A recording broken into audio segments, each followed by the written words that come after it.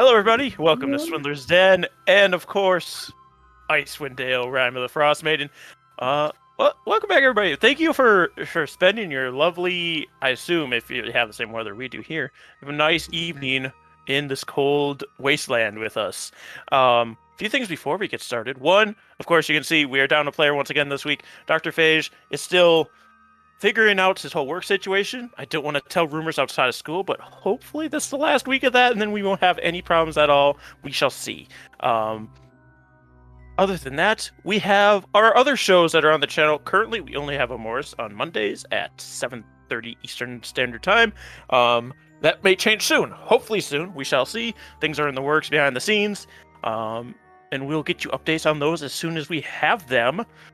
Other than that, Grizz, do you have any announcements for the channel in general? Yeah. This stupid thing's not working. What the heck, man? That's my announcement. What stupid thing's not working? The stream or screen cap? It was the Roll20 screen wasn't showing up, but it's here now. Oh, okay. I was gonna say, did I just do that for nothing? He just waited for you to go through the entire intro. With that, we can introduce the players for tonight. We'll start with, we already talked to him a little bit, Grizlocke. Hello. Am I supposed to say something fancy? Yes, you can say who you're playing. I'm Grizlocke, and I'm playing Orlin, the half-orc wizard from East Haven. We also have Bumbleskum. Hello, I am Bumbleskum, your boy Bumbleskum, playing Heinlein Swornsword in this here tale of mystery and coldness, and I am not from the Dale at all. We have Dyto. And I play Amila. She is a tiefling sorcerer from East Haven as well. And we have TommieTaco. I play Zavros. I play the half-elf ranger from Evermeet. And with that, we'll do a quick recap for those of you who missed it last time or just need a refresher because it's been a week since we last played. Last time, our little adventuring crew here woke up after a night of drinking in Bremen, where they had encountered a lake monster. From there, they went about the town, found out some more things that were happening within Icewind Dale, including a son that had left his mother, and a missing speaker who was found since then, but seemed to be acting strange, along with some magical black ice that we aren't quite sure what's going on there yet. From Bremen, they headed over to Targos, one of the bigger fishing cities, actually the biggest fishing city within Icewind Dale, 10 towns.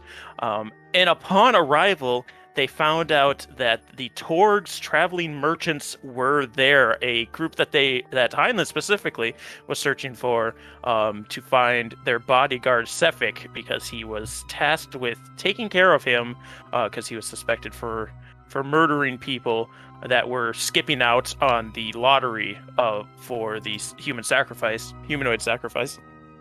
They did a little more research, figure out where they are in the town, and Heinlein approached them and offered his services as a bodyguard as well. Sefik seemed to take note and interest in Heinlein and asks him to meet him later at the three ship sailing. One of those two. It has to do with three flag sailing. Yeah, three flag sailing. They met later that night with the party acting nonchalant in the tavern as well, and soon Heinlein was able to talk Sefik into going down to the docks to talk a little more privately. Once down there, he found out that Sefik was in some kind of works with the Ice Maiden herself, and after telling Heinlein he shouldn't be within the borders of the Icewind Dale, he summoned his ice sword on him, and combat quickly ensued. And when I say quickly, I mean it. He took down two of our players within 2 turns, and thinking fast, Orlin and Zavros ran to the alley. Zavros taking a little more time to take some shots on him as Sefik was hiding in the fog cloud. Emerging from the fog cloud menacingly, Sefik disappeared into the icy wind, as we saw Orlin and Zavros dragging our bloody Heinlein and Mila back to the inn. And that is where we're going to go into here. So it is, well, you could say morning. It's still dark out. But Heinlein, you start rousing bleary-eyed, and you see a figure hovering over you, tending to your wounds. It takes a second, but you're able to tell that Orlin is here in the room with you.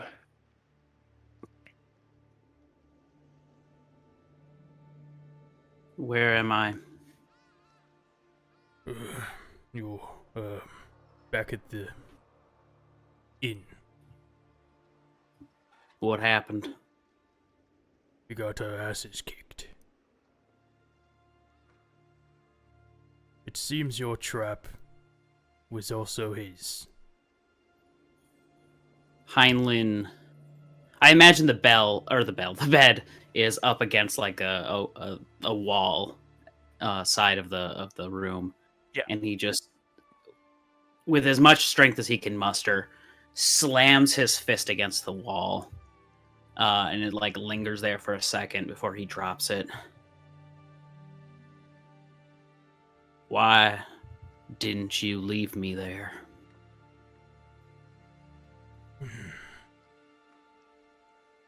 You still had life in you. Did I? You did. Because it seemed as though I was getting exactly what I came here for, and you ruined it.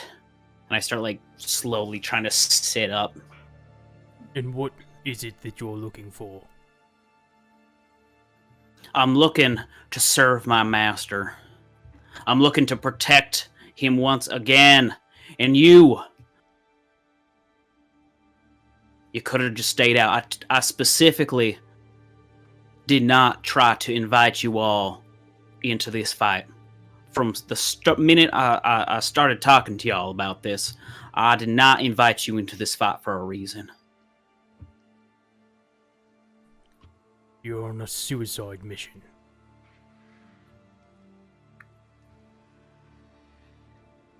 It's easy to die in the Dale. That's why Walk out That's into why the I'm still cold. out here.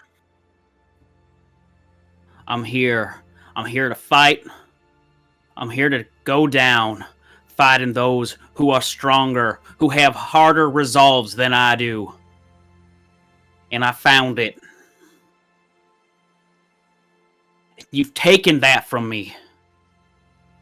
Once again, I'm cursed to live. And he like slouches back down into the bed. Well, I didn't ask to be saved. All I'm saying, the next time, don't come back for me. understood.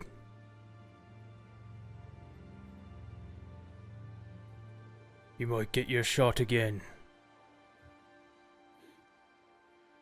I think we should go after him.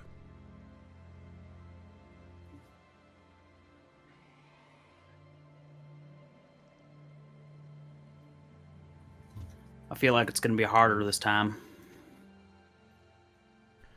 Maybe, but this time we know what to expect.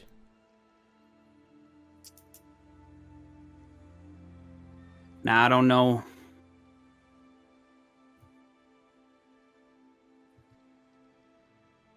What are your feelings on this? What drives you every day here?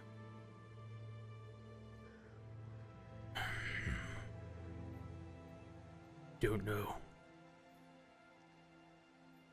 Maybe it's my stubbornness. Maybe it's the half of me that's orc.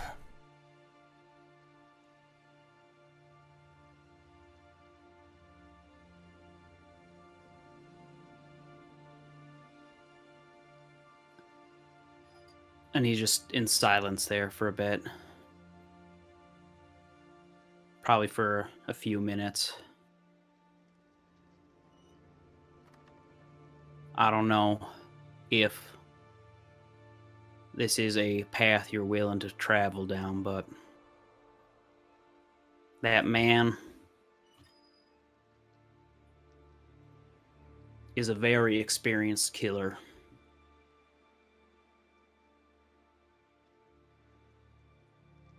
He he's also blessed by the what do you all call her up here? Oriel. Oriel. He's a servant of that.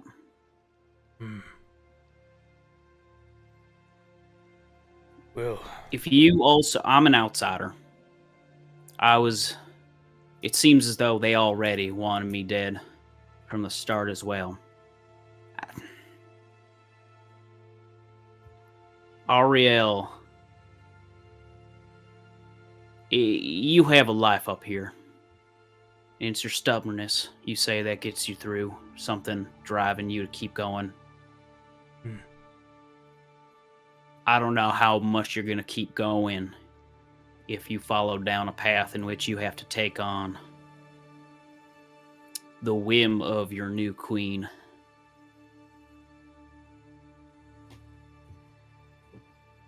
maybe you're right.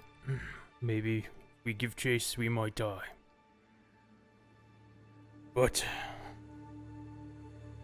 I wouldn't mind taking out one of her followers. I'd like to not see another death at the hands of this icy cold place. No one should die like that.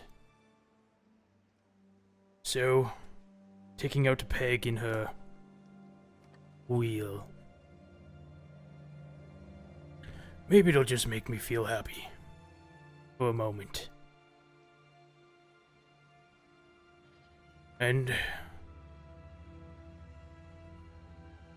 you don't get that much around here.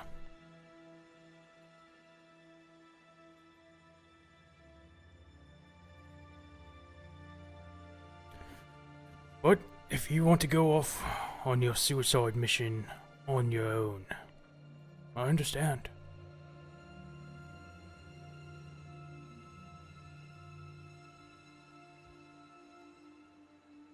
What exactly is it Zavros is hunting?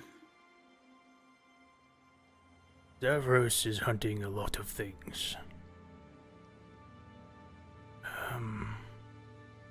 Some big white creature in the lonely wood is one of his next targets. And do you think that's strong?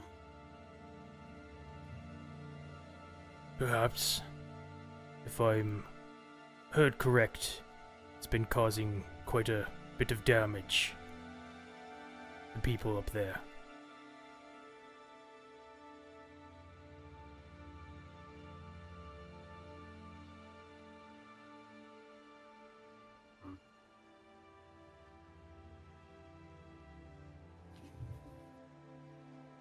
While Heinlein contemplates, Mila and Zavros will actually enter the room. Mila seems to be injured as well. Yeah, you two are there now as well. Let's say I came in with like coffee for everyone. Yeah. Okay, cool. Well, hello everyone. Oh, Heinlein, you seem to be awake. I brought everyone some coffee. Orlin, yours is spiked, of course, and I kind of wink at him. Better not be cream in this. No, it's whiskey. Alright. I could go for some coffee. I feel like my insides have been frozen and then re-thawed out. Here you are. And Heinlein, would you like a cup? You can just sit down on the table here. All right. And I go and I just set it down on the table next to him.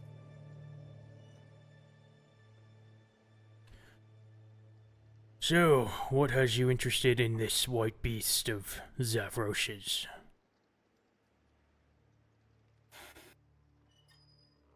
Just looking for strong things to fight. As you know. Oh, I don't think you'll get much stronger than that man from last night. That's what I'm worried about. That's why I was wondering. Because if we take that man out, I'm going to need something stronger to fight.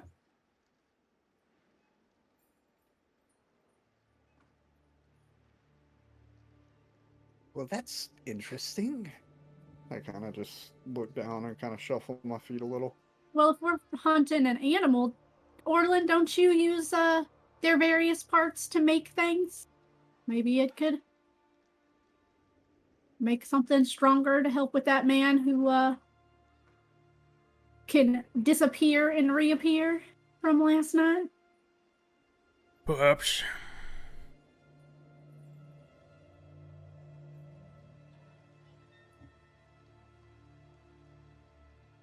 So, will you be tagging along with us then? Well, after what happened last night, I definitely am not going to be by myself. How do you feel, Zavrosh? Well, I feel fine. It's just they were both quite injured. Are you all sure that you're rested up?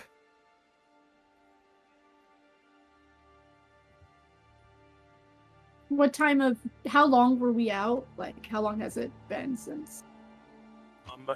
Everybody will have gotten a full rest, so it was a little over 8 hours. Everybody was out, or you two were out, and Orlin and Zavros took their rest and tended to you as you were out. You know, Orlin seems like a stiff man, but he actually cares quite a bit. He worked hard to make sure you were both all right. And I greatly appreciate that, Orlin. Shoot my eyes at Zavros. Like, What? Yeah. I'm just in silence with that. I don't respond with it.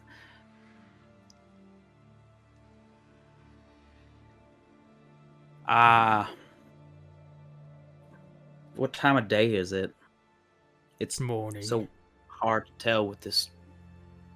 So hard to tell with this perpetual night thing.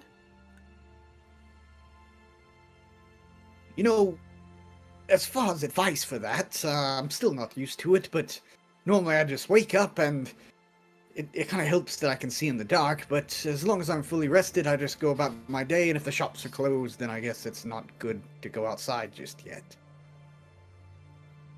Sure, quick lore question. Yeah. Is it night because the sun can't make it through the snowstorm well enough? Like, is it dark because of that? Essentially, sorry, I had to give my camera focus. I saw that. What did you say?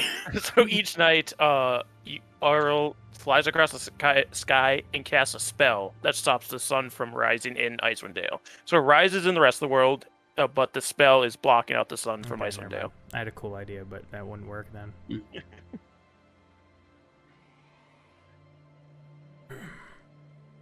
Do we know if Targos has left yet? Not Targos.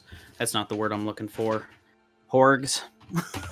Targos is the town we're in. Has Horgs left yet? Who's Horgs again? Horgs That's is the marching group. Yep. Okay, it's the group. That's the group name. Yep. Okay. I'm not too sure. I haven't really left since I woke up.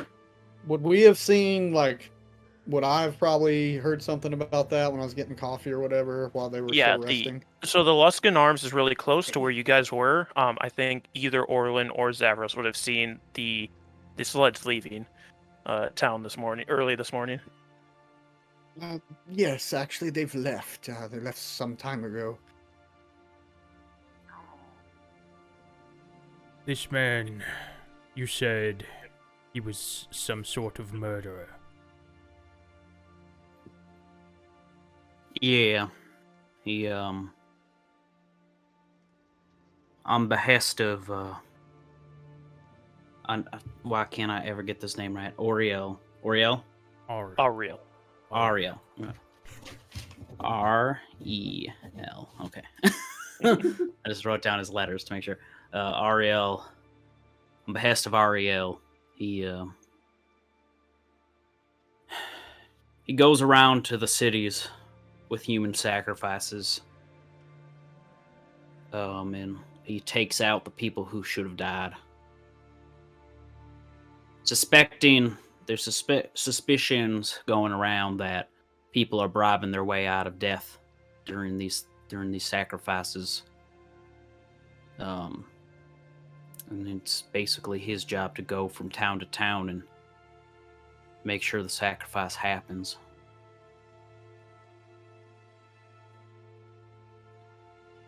Sounds like a noble cause for us to put an end to. I mean,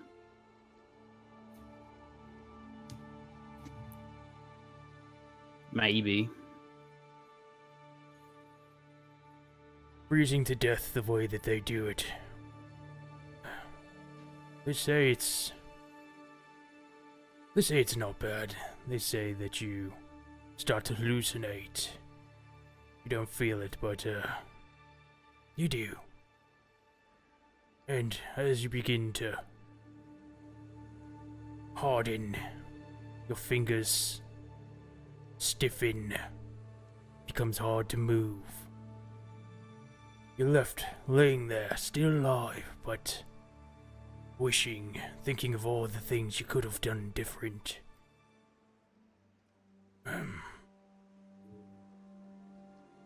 You know, I gotta say,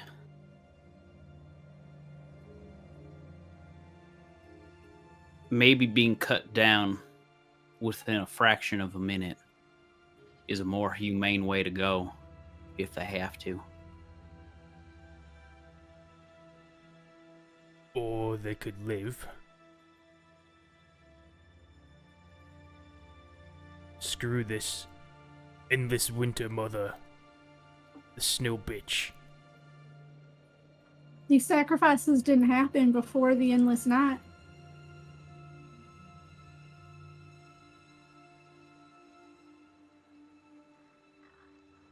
You don't want people to die in the snow? You don't want people to die of hunger? Well, I guess that bitch gotta pay. But you've been living with it for 2 years.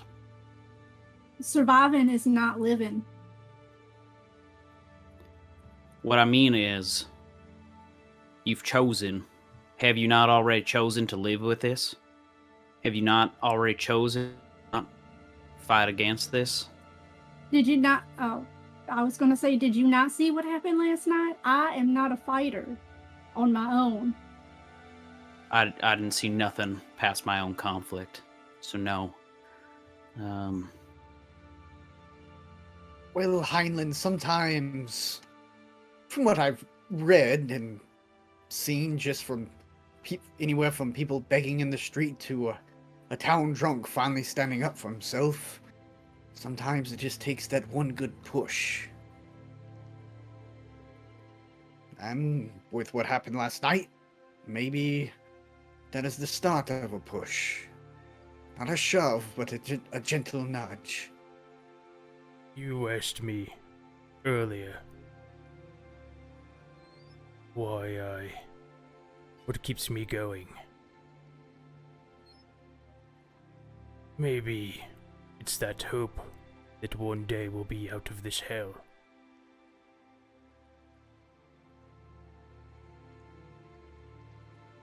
And instead of surviving, we can thrive.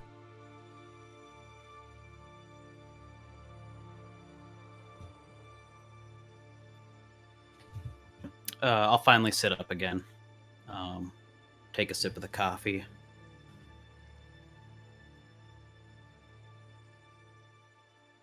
I know your friend Axel is up north somewhere. But we only have about 5 days before Sefik kills again. If that's what if you're as well wanting to finish this job with me. He's on his way to Bryn Shander now, and like I said, 5 days till the next sacrifice.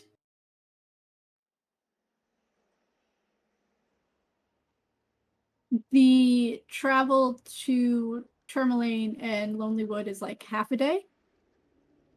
Yeah, yes. So getting to Tourmaline is 4 hours, which will be halved if you're taking your mounts. And Lonelywood is 2 hours, again halved if you're taking your mounts.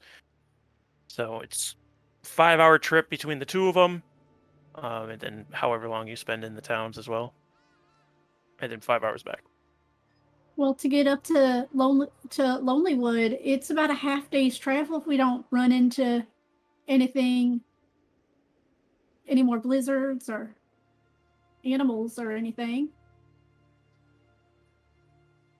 I believe there's also a path as well leading up to Tourmaline. We could try to squeeze both in.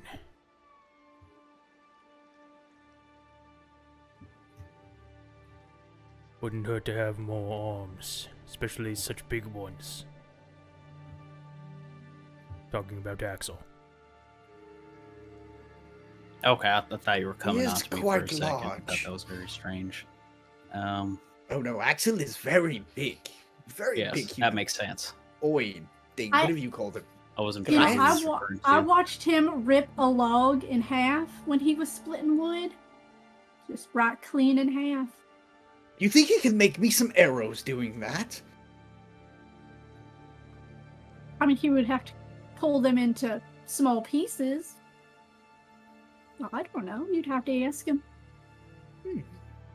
Well, regardless, it's probably not smart for me to be traveling on my own. As long as I know he's out there, I guess, for me, the timeline of him killing isn't so much as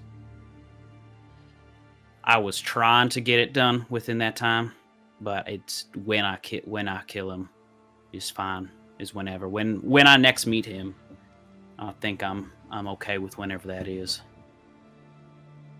So if you all want to go up and fight white beasts in Lonelywood first, that's fine by me. I'm sure I'll find Sefik again at some point here. So, there are 3 human sacrifice cities: Bryn Shander, East Haven, And Targos. and okay. How I would know this? How far of travel would it be from Tourmaline to East Haven?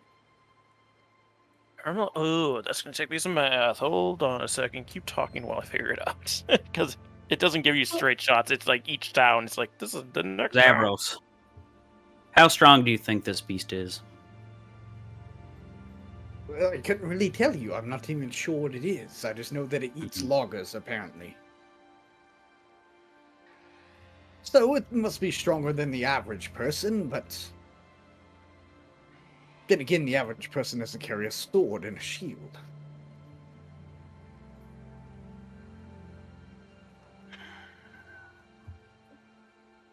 Sounds disappointing. Oh, it's on the map. There you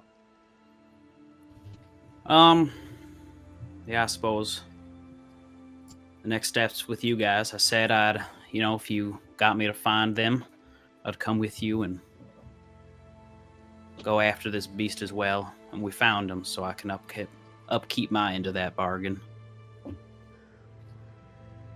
So, from Tourmaline to East Haven is 11.5 hours, halved with your mounts and Zavros' help. Well, Mr. Heinlein, the farthest that from a Tourmaline that has a human sacrifice is East Haven, and that takes about a 12-hour trek. if they were just here, they're not likely to come back. That's probably where they're headed. I mean, they're going to Bryn Shander, but if they leave there and they still want a human sacrifice town, that's probably a good bet.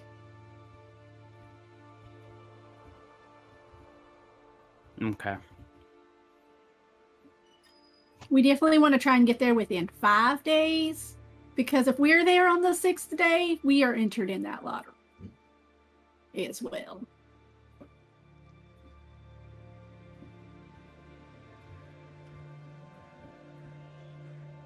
And just for Perhaps. just clarity's sake, the 5th day is the day of the full moon, so that's when the sacrifice would be. So it'd be the 5th day. You don't want to be in there. Perhaps us being there and doing the drawing is not the worst idea. Our names are drawn. It's apparent that we're not going to cooperate. And out comes Sarek to kill us. He finds us. We don't need to find him. That's if the odds are with us, which unlikely. Are you willing to destroy your entire reputation in East Haven for that? You both have shops over there, don't you? I thought he was heading to Bryn Shander next. Right, I guess what I meant is after Bryn Shander, they'd be heading to East Haven, is what Mila was saying. Well, I'm curious about that, because it seems they don't stay in one place for very long.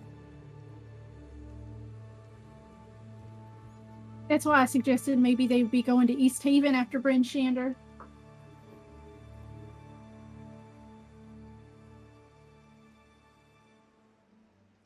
But Orlin does have a good point. If we're the ones who are drawn, or we're the ones who try to bribe someone to get out of it, he'll come to us. We won't have to go to him.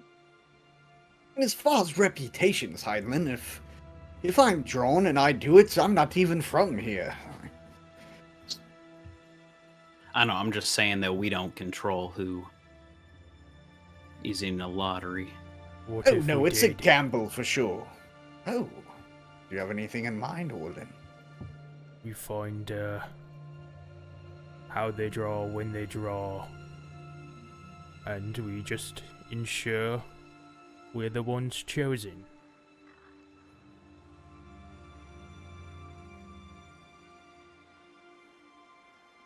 I think you'd have a better luck in either Targos or East Haven than Bryn Shander with that. Bryn Shander is pretty large. Sharp, is it the same person that does the drawing every time? Like pulls from So the the lottery? speaker of the town is the one who does the drawing. Well, I could make myself look like the town speaker and maybe just, I don't know, switch all the names out for whoever we want to be chosen. Yeah, or whoever is chosen. Knock out, tie up, maybe find a way to make ourselves look like that person and pretend to be them. That's something I can do. I just need to spend a little bit of time with them. I mean, would we admit to this? Because if that one person decides that suddenly they're not going to do it, whether that man shows up or not, it's going to reflect poorly on the town with that particular individual that you're impersonating. Either way, they were supposed to die, and they'll have to start a new life elsewhere. New name. New everything. That or death.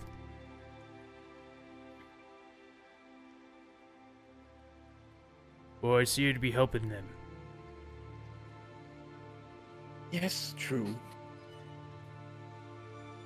They get to live, we get to kill a murderer.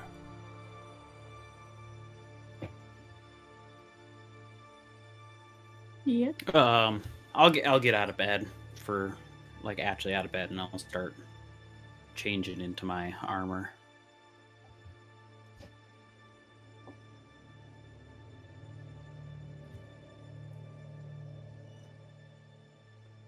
All right. I suppose. So where we're headed then? I'm looking at Orlin with like anticipation, like big eyes, like excited eyes. We have time, right?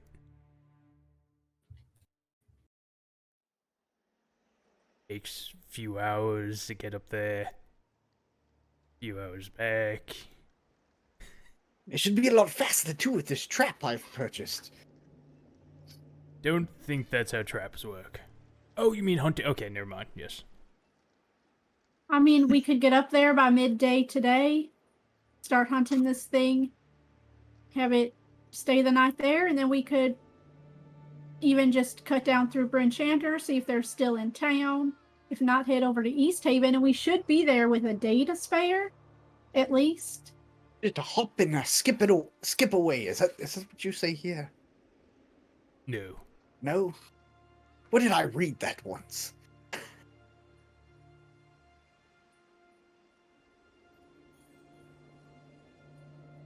All right, so it sounds like we're heading up north. Is that correct? Correct. We have to level up. We gotta level up or get our ass kicked again. All right, so you guys can get all ready to go eat your last meal here.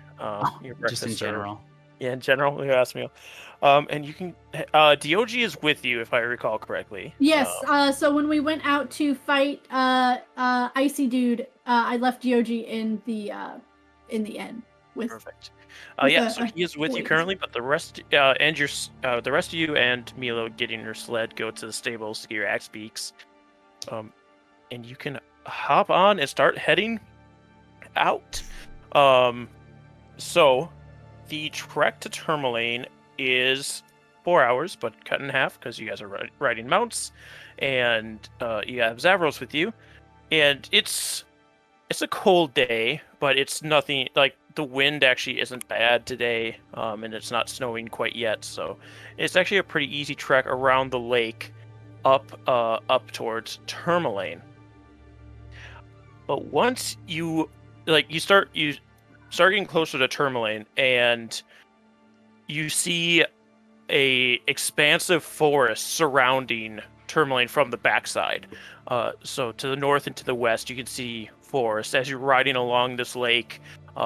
In the darkness, only the stars above you, and as you start rounding the lake to start going head on into Tourmaline, and you're just bitten by this cold wind that pierces through your winter clothing. Even just this gale that comes down from the north right past the forest, and it starts the whole way you're riding right into it, just chilling you down to your bone. But you are able to make it to Tourmaline safely.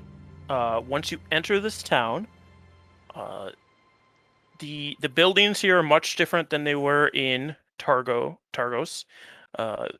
Targos again they're very Luskan-esque buildings where they're white with the brown strips that frame the building out. Whereas Tourmaline, the buildings are more natural wooden color, and each of the buildings has figureheads carved into them as well. There's wizards, there's other things that I obviously had off the top of my head. No, yeah, wizards, there's tigers, there's smiling Jinn carved into all these buildings, very intricate wood carvings all over the buildings. And the town is actually fairly busy compared to the other towns that you've been in. Again, there's this cold gale that comes through the entire town, but there are more people out than the other towns you've been in recently. Let me drag you over to the map, which is a little more filled out because you had somebody in your party that's from here.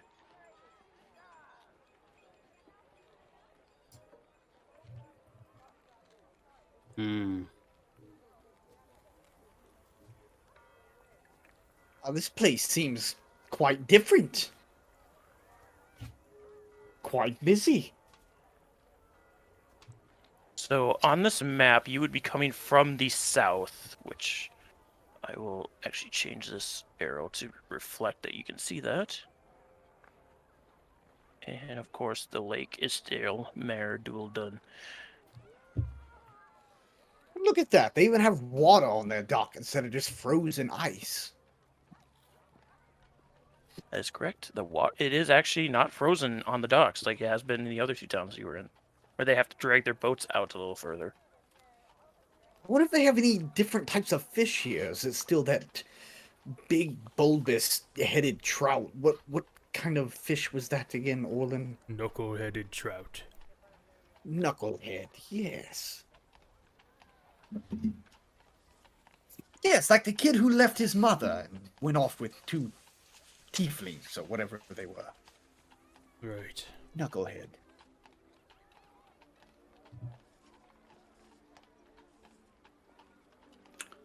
So where are you supposed to meet him?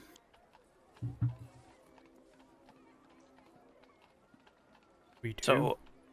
So, Axel, who is in this town, he told you he'd be here. He said to meet him at the Blue Clam. You're muted, Mila. We can usually find him at the Blue Clam. That's usually where we go and when I'm in town and we hang out, have a couple of drinks and some food.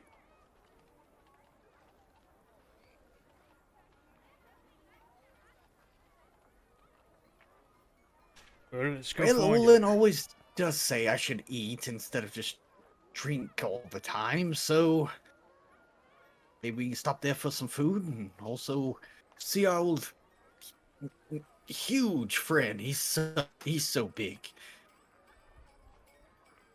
So you guys can head over to the Blue Clam. You start approaching this building that's up towards the northern side of the docks. And there are 2 people standing outside whispering to each other as you approach. And then when you get closer, they both look up to you. And one will say, "Well, isn't this an odd lot? I think they're the ones he's looking for. You lot, Townmaster Matthews looking for you here in the Blue Clam. It's best you go talk with him." The town master, did he tell you what he wanted from us? I don't know, something about a friend saying something about you or another. I'm not entirely sure. Well, perhaps our friend Axel will be there. It's possible. If not, he's definitely in a mine. Can't keep that boy out of a mine. He did seem to really enjoy talking about gyms when I met him the one or 2 times I was in your shop. Sometimes he rocks so loud in his head, I don't think he knows it.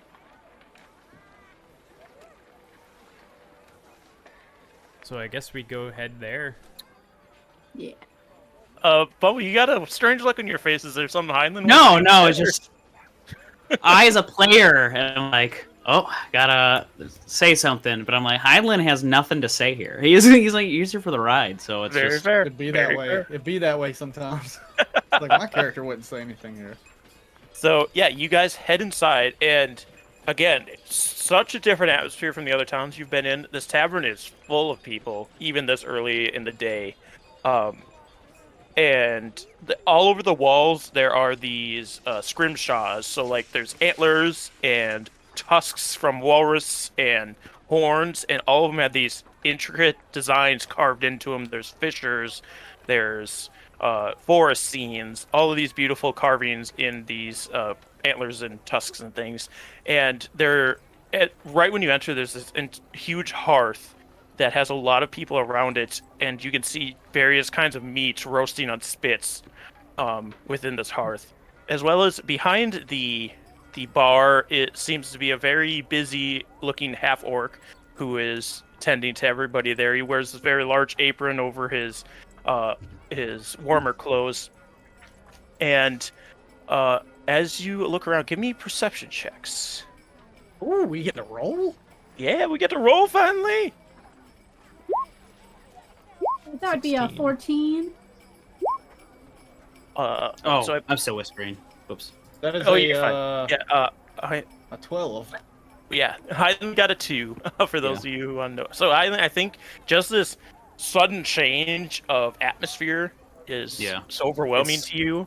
It's a town I've never been in, and it's just, there's a lot going on. I'm not really too aware of what I should be looking out for. Yeah. But definitely Orlin and Mila, you see this half-orc who's sitting further back at a table, and he's looking straight at all of you. How far away is he? It's about 15 feet away. What is he thinking as he's kind of looking at us? He is thinking that you are the group he's looking for. Well, I think we came here to talk to that half-orc that seems to be staring us down. Half orc. Where? And as like you see that he's like, as I'm asking this, I'm actually looking at all these trophies that are up on this wall. Like I'm kind of distracted. Mila like takes his hands and kind of like comes up behind him to kind of like, you know how like on horses they get like those blinders. Yeah. That's what I'm gonna do. I'm gonna give him the blinders and turn his head in the direction of the. Oh, that half orc. Yes. I'm already. Yeah, not the one on the over. wall. Orlin, as you approach, he gestures to one of the chairs sitting there, and you can see on the table just this spread of steaks and meats there. As you approach, please sit down. Feel free to partake in any of these. We got fresh venison from Lonelywood today, so very popular here. From Lonelywood. Yeah, we're lucky enough that we're close enough that they send some of their hunt down to us every once in a while. It's always a popular day at the Blue Clam when we get these shipments in. Or did they finally fell the beast that was plaguing their woods? From what I've heard, no. This is just some of the hunt they were able to get. Well, I was taught never to turn down an invitation to a meal. I'm sorry, what was your name? Sorry for my rudeness. I'm Speaker Masthew. Axel told me you would be coming into town and that some of you were proficient with a blade. I think it might be Heinlein. You're pretty good with the blade, aren't you? Perhaps. I'm more of a bow person myself. I do have short swords, but... I mean, bows will work in this instance as well. I don't know if what you've heard, but we've been having some problems here recently, up in the mines. What kind of problems?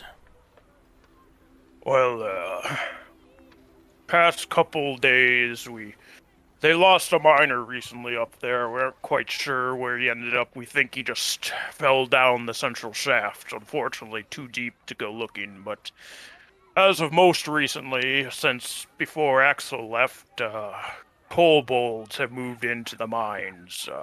We had to clear it out just to make sure nobody got hurt. Fortunately, we got him out of there before anything bad happened, but we can't open that thing back up until the Kobolds are out of there, and that's our town's main source of money-making.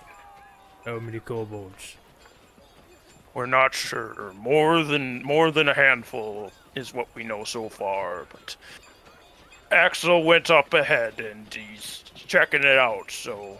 If you guys would like to join him, he is there right now, and if you do go and help him, there'll be some gold in exchange for your services. Anything strange about these kobolds? No, from what I hear, just typical Icewind kobolds, just looking to get out of the cold. But can't have them in there causing problems. You said there's a possible hole we could fall into? As long as to stay away from the central shaft, it shouldn't be an issue. Just a careless worker falling down the holes, from what I understand. You're sure he wasn't pushed by one of these kobolds? Kobolds weren't in there from what I'm aware at that point. The miners saw them come in a few days later, so... Stay away from central stage. Stay.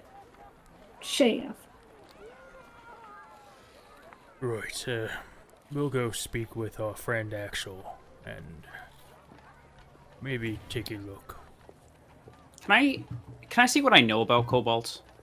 Sure, I know they're geographically different in a way, but I just want to see what I know about them in general.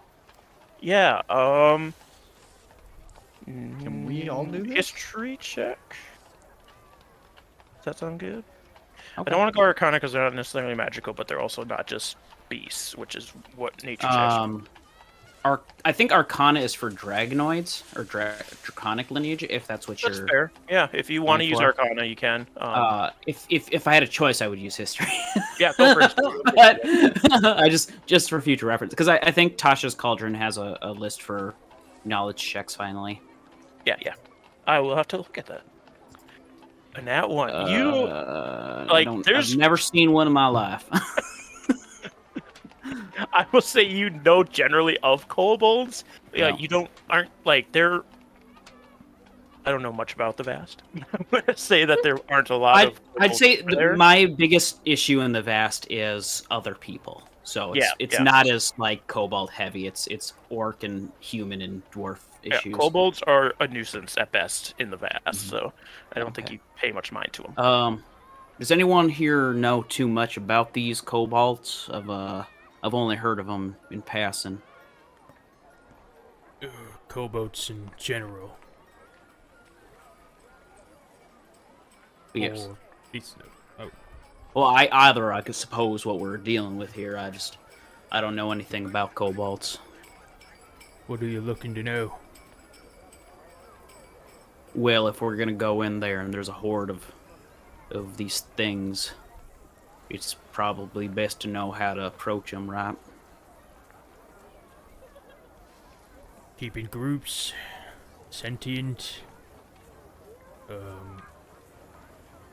You don't want them to surround you, I'd say. Anybody that wants to do a history or Arcana on this to get more information on Icewind Kobold specifically can. Can I get advantage? Mm-hmm. You would know why. Oh, yeah, you do. Yeah, that's right. Okay. Really? I got a 12? Like, 19. this makes no sense. This is why sometimes I don't like rolling.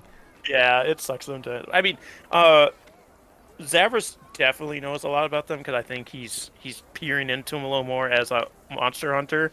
And Orlin, your knowledge of the kobolds comes from a lot more before.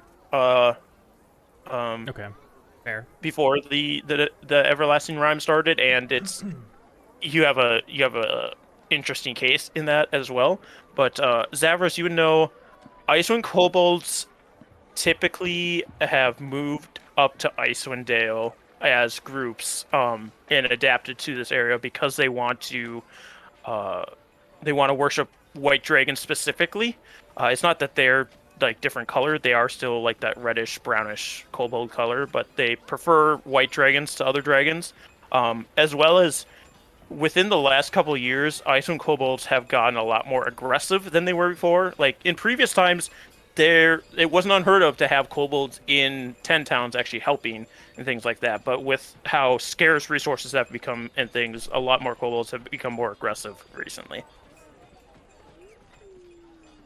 Well, from what I've picked up, just talking to people about different creatures in the area, the Icewind kobolds here, they seem to have come up here not that long ago they fancy white dragons, apparently. And also, from what I hear from the local taverns here and there, is that they've grown a lot more aggressive in the last couple of years. Not sure why, but it does seem quite odd. Do you think we're dealing with I mean, I guess just from putting two and two together from what I'm hearing from you guys. Sounds like perhaps they're trying to carve this mine as their new lair. And Perhaps. taking it by force. Then my question is, are they setting up this lair for themselves? Or are they setting this up for a dragon? Well, kobolds tend to worship dragons, so I'm not going to say what they're doing, but it wouldn't hurt to assume that and go in more prepared. I will say the mine wouldn't be great for a dragon as it stands. It's not very tall. Even your friend Axel has to duck down when he's going through the tunnels. Not quite Okay. tall enough for a dragon. They'd have to put a lot of work into it, more than I think a kobold would. Alright, that's good to know. Which does make me wonder if there's a dragon possibly in the area.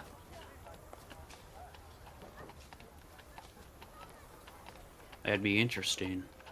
I mean, I think we would have heard rumors if there was a big dragon flying around. I mean, unless it's a baby and it's small enough that it can.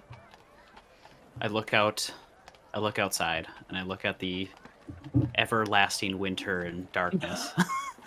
I'm not too sure if there was a dragon that was haunting this area, how many people may be able to see it. I'll say Also- we haven't had a dragon in the 10 towns in years. There's rumors of one up north, but it tends to stick to the coast, so... Up past the tundra and up by the Reghead Glacier and things. Kobold sounds That's like good, something we could I deal with. suppose. Aren't there other like draconic entities that isn't necessarily a dragon? Not that I've heard of in the area, no. It's probably as he said. The kobolds got cold, saw a mine, decided to lair. get warm. I mean, it does make sense. I mean, throw a bunch of humans out in the wilderness, they'll eventually try to find shelter. I mean, if an animal's held up in a cave and a bunch of humans come in, I mean, it's a similar situation. Well, I mean, when we got caught in that blizzard, we tried to find a cave area. Right. Yeah. Alright, so it seems like it's a pretty simple, we go in there, we slay some kobolds, we come out with Axel. Well, Make maybe a we little can bit of cool. talk to them, maybe. Just a thought. You don't have to kill Sure. everything you see. You said they've been getting aggressive, haven't they? Well, You it's think us rumored kicking that out- they've been getting quite aggressive as of late, but who knows? If They you might were- just be trying to get out of the cold. Kicked out of your home, and you find a new home, and you're getting kicked out of that as well. You think you'd be willing to talk? At risk of being out in the cold? We don't have to immediately go in there and say, get out. We could probably find possibly a solution before we even go in. And Here's then all use that as a say. bargaining chip. Here's all I'll say. As long as the kobolds are out of there and it's completely cleared of them, you'll get 50 gold. Whether you kill them or talk them out of it, none of my concern.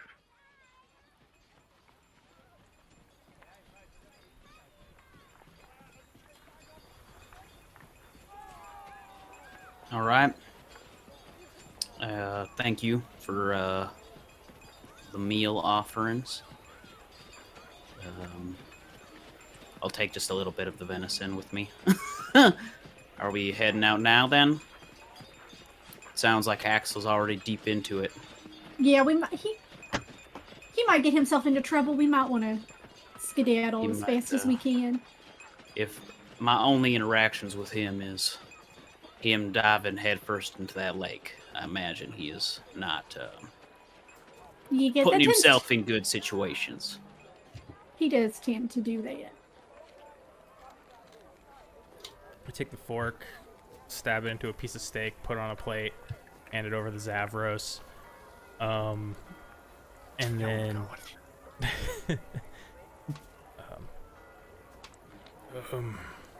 Go on, I'll be right behind you. Oh, right, well, I'll go and get you some honey mead for the road if they have any. And then I'll walk And I away. leave. I head out. Go to my tied up axe beak. All right, so I'll take some of the venison out and feed it to Dog. all right, so Mila and Heinlein go outside. Zavros, they do have honey mead. It's 8. What did I say before? Did I say Can't silver or remember. copper? I think it was just silver. Silver. Oh, it was 8 silver. Let me double check to be sure. Is this I for don't one know. glass, or can I get like a nice It's- little jug of It's this 8 stuff? How much for a growler? copper for a mug of it. Much for like a Uh, jug of it, if they A have jug of it would be 5 silver. 5 silver. Okay. I'll get a little. I'll get a jug of it. I'm not gonna tell him though. I'm just gonna put it in my bag and scamper on outside. So Vernon will serve you that, the half-orc that works behind the counter, and you are staying behind for a second, Orlin. So, seen anyone new in town besides us? Not that I've seen, no. Why, is there someone I should be watching for? If you wouldn't mind, if you see an older woman, white hair, I describe the woman I'm talking about. Yep. Could you send someone my way to let me know? I'll do the best I can. Of course, it depends on where you're at, if I can find you, but I'll keep an eye out for her. Thank you.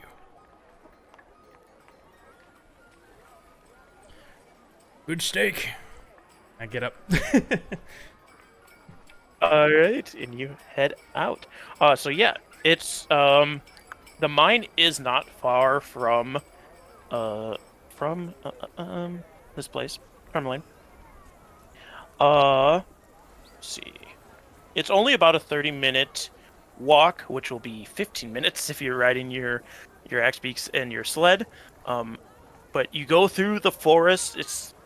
You get these coniferous trees, so trees with needles, all covered in snow and frost covered, very thick as you ride through them. And not too long, you come across a mine or a hole in the side of this hillside. The entrance to the gem mine is an open tunnel in a hillside. Empty carts are parked near the entrance, next to which a crude wooden sign has been propped up. Written in the sign in charcoal are the words "Kobolds only" in common. And anybody looking at the sign, it is very well written, like calligraphy level writing on this sign. Well, they know the language pretty well. That's some really Seem to nice actually rhyme. write better than me. I'm supposing that this means we've definitely found the place. I'd say you're right.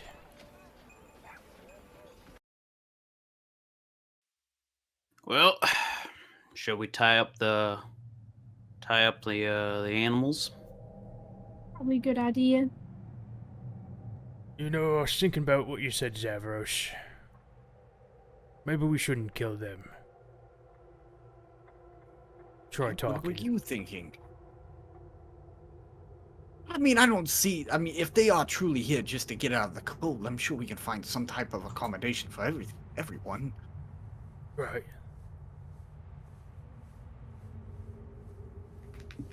I mean, I was able to talk our way out of fighting that Loch Ness monster. Exactly. If something is intelligent enough to speak, there's reason enough to believe that you could reason with it on some level. Hopefully. At some point, those with enough reason, you stop being able to talk them out of things. So let's just be wary that. Well, that's more resolve than reason, I believe. Those who have I'm a saying higher people resolve are with. harder to I'm reason. saying those with a higher reasoning skill. they're the ones who come up with machinations and have resolve. So Yeah, this is true. we'll see when we butt heads. Well, they are kobolds. If worst comes nice to worst, start. then yes, that's what we have to do. I'll tie up Velt and I'll start walking in. Yeah. Do I have torches? I should If I I am set my not- hunter's trap out, will Yeah, is yeah, that torches. used or can I pick it back up? You can pick it up back up. Okay, I want to set the trap just probably a good, with the way we're tying up our axe beaks. I want to set it up towards where the lonely wood would be in that area, but far enough away to where they wouldn't accidentally just and just wander into it based on how close we tie them to trees and stuff. Yeah, give me a survival check to see how well you can hide this thing. Is essentially what you're doing. To make it so that somebody doesn't just say, "Hey, there's a trap there." Yeah. All right. Oh, I got my I'm not character gonna sheet. make the same mistake twice. I'm gonna cast Mage Arm. Alright. Love me. I got an 8. Oh my god. As he rolls an 8, so we see Zavros setting up this bear trap. He's having a hard time getting it to open up and trying to cover it with some snow. Mila starts casting a spell on herself, and Heinlein gets ready Lights to light up a torch. We In will my go to defense, our I've never break. seen one of these before. Cast false light. You know what? I'm gonna light while seeing him light that torch reminds me. How far out of town are we? 15 minutes, 30 minutes walking. I'm gonna light my lantern just real quick for maybe 5 minutes, just to Alright. see if it. Yep, you won't get any different response than normal. It does light. Okay. It does light. So if you want to keep it as light, you can. No, I don't want to waste it. But otherwise, as we prepare, we will go to a break. Woo. So thank you guys so much for joining us for the first half. We hope you stick around for the second as we head into the gem mine Tourmaline. See some kobolds. Hell yeah. Good first So- half. Maybe in a 'cause- trench coat. Maybe, you never know. Nope. So it probably wouldn't make sense. Get a snack, go to the bathroom, all that fun stuff. We'll see in a couple minutes. Welcome back, everybody, to Icewind Dale, Rime of the Frostmaiden. In our first half, our group made it to Tourmaline, where they were supposed to meet up with Axel, only to find out he had went ahead of them down into the gem mine of Tourmaline to deal with some kobolds that had invaded there, and our group followed him with a promise of some monies to deal with them.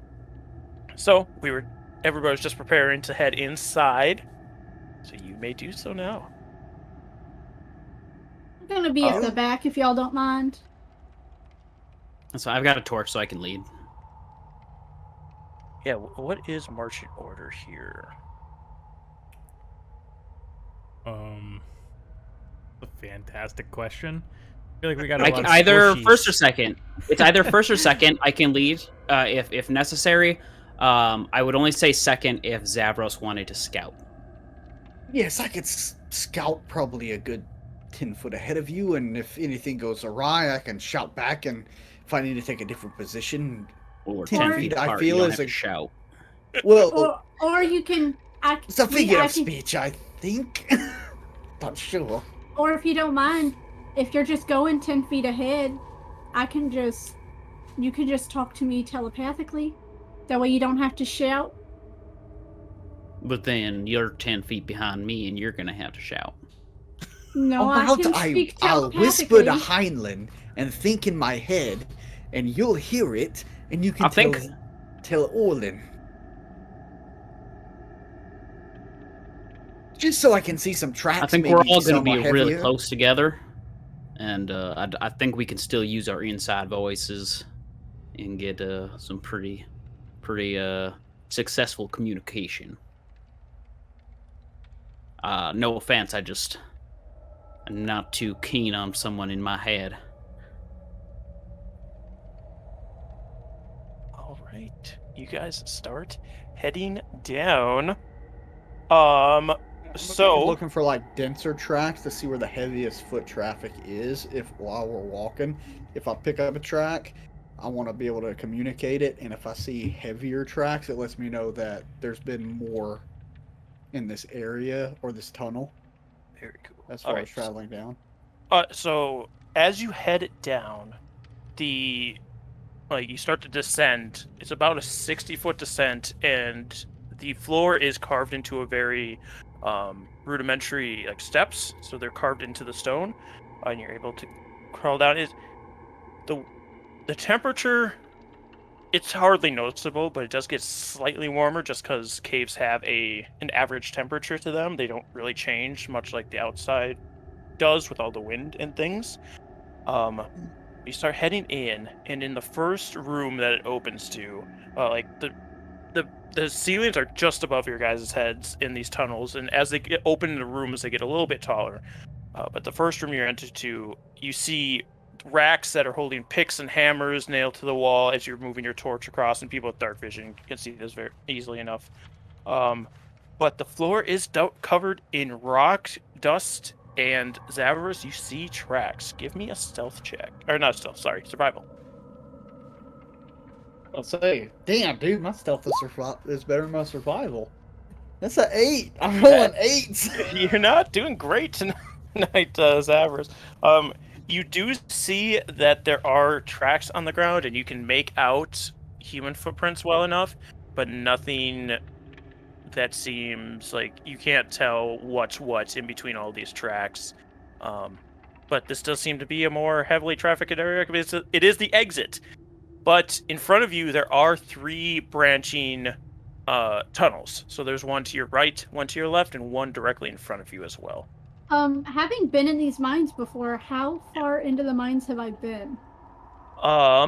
You've been actually fairly deep into these mines, but it was quite a few years ago. So if you want to try and remember like which way you went to get where you are, it would take history checks. Okay. Yeah. 6. 6. Yeah, again, it was such a long time ago, and things that happened were more apparent in your mind rather than like the entrance to the mine. Mm-hmm. So you're not entirely sure what the layout is from here. Do we have 10 minutes? I mean, Do technically we have the amount of time until we die, but Does I think Axel so. have 10 minutes? I suppose not.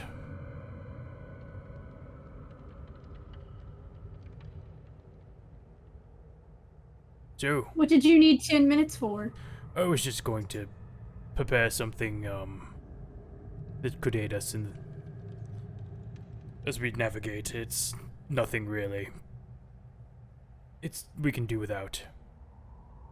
Are you sure? Yes. So, which way?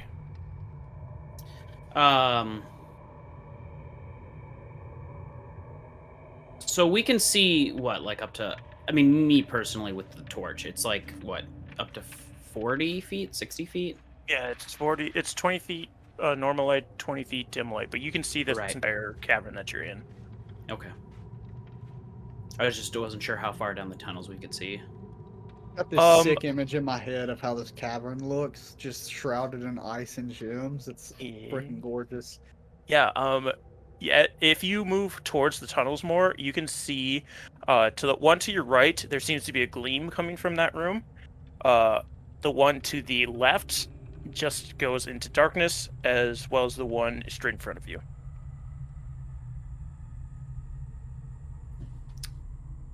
I say we go into the right. I'm just There's at least a following gleam y'all. there. If nothing else, we know something could be in there, and we can find something. Some kind of sense. Mila, how does your telepathy work? Lasts for about 2 minutes. Can go up to 3 miles. So I can could you, talk to one person at a time. They can could talk you back. ask Axel which way he went? I mean, I could try, but usually I have to see them first. Understood. But I'm gonna try and do it anyways. You reach out to Axel. What do you say? Axel, where are you at? We're here looking for you. Don't go getting into any trouble. You wait for a moment, and there's no response. I'm not going to tell them that I tried. I'm gonna go up to the right tunnel, and Alright. I'm gonna try and listen for anything that I can hear. Maybe any kind of echoing that might come from it.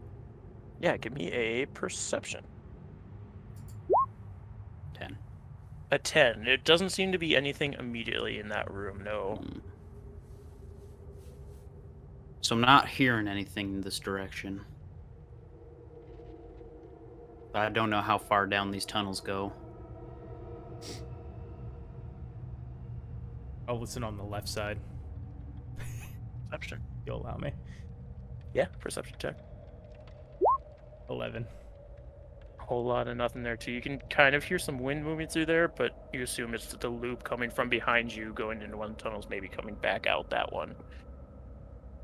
I don't hear anything this way, either. So, straight.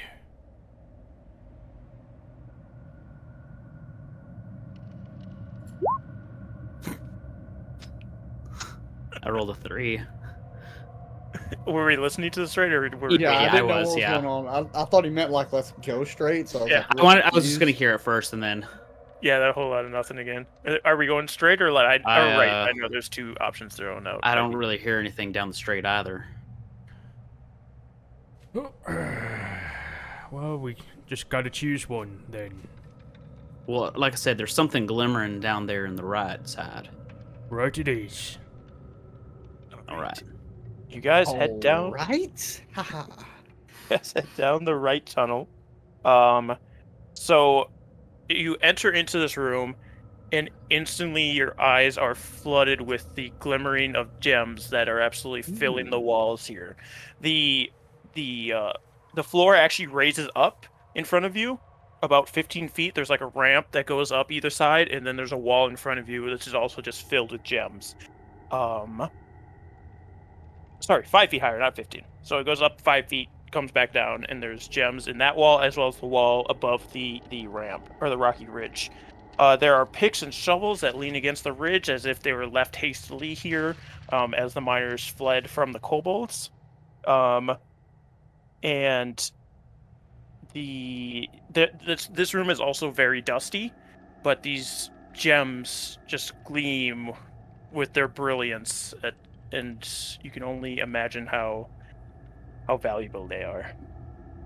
Do any of these, since I'm seeing that the tools were probably left there hastily, do any of these gems in this room look like they might be a lot looser than the others? Like maybe if I just spent like a minute to pry one off real quick? Or Do a like something small, nothing big, just something small. Yeah, do a perception check.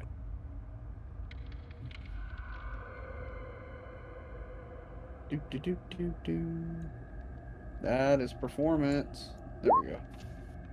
11. There doesn't seem to be anything loose at this time. There are pickaxes if you wanted to go at them, but you would have to take some time because you don't want to actually break any of the gems as well when you're trying to get them out. Can I? I'm mostly just looking for a souvenir. Okay. Can I do a quick investigation and see if any of these gems are like black ice gems or whatever? Yeah, Arcana or Investigation. Arcana Okay. would work better Sure, that works for for me. this specific thing. 22. There are black gems, but they don't seem magical in nature. Okay. Like that one that was described to you was described as black ice, and none of these seem to match that description. So, that's a good sign. Miners ran off deeper. May have the right way here. I will say there is another tunnel off of this room. It's the entrance is, I don't think parallel is the right word, but like if you came in from this wall, like you came in from here, the other entrance is further down the wall, so it like loops around. Okay, so it is in the same wall, though. Yep, the entrance is in the same wall. Or the next tunnel yeah. is in the same wall. Should we go a little farther in as well? Might as well. All right. You guys continue further in. You go down the tunnel for not very long, and it does fork into two. Right or left? Anyone see scuff marks, more picks, blood? Don't see anything like that. Survival check. Nice. Ooh. Ooh, Hein, you got a 20. Oh, yeah, it doesn't matter.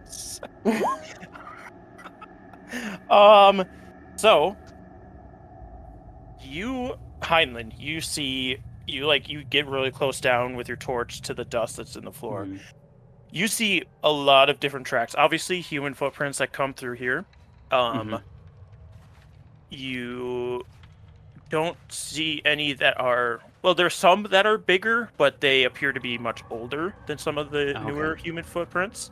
But you do also see reptilian footprints and rodent tracks. The rodent tracks go to the right. The reptilian ones seem to go to the left, as well as behind you. Like, the reptilian ones seem to go everywhere. And honestly, Mila, Yes. is there a rodent problem in this mines that you know of? Do I know of any rodent problems in the mine, having talked to Axel?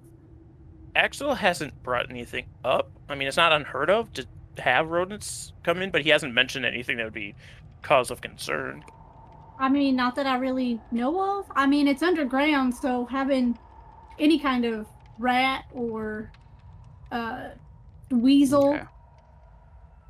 be pretty common.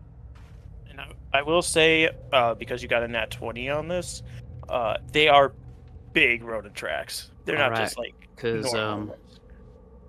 to the left, I'm seeing some kind of reptilian footprints. I'm guessing that might be those kobolds.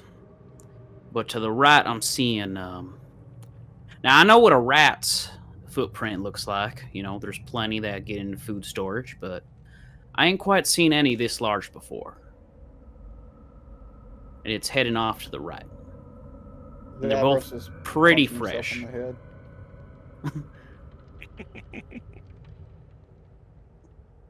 Well, we're not looking for any rats, so I'm just, you know, if there's something in here that might be looking for something to eat, and we're in here, I want us just to be out on the lookout for them. But it does give me just some curiosity. did you see tracks following? You see reptile tracks following the rat? No, they split off. Left is the reptilian and right is the rodents. I don't like point out the tracks, you know, like specifically with the when I've got the light over them. If we get hungry later.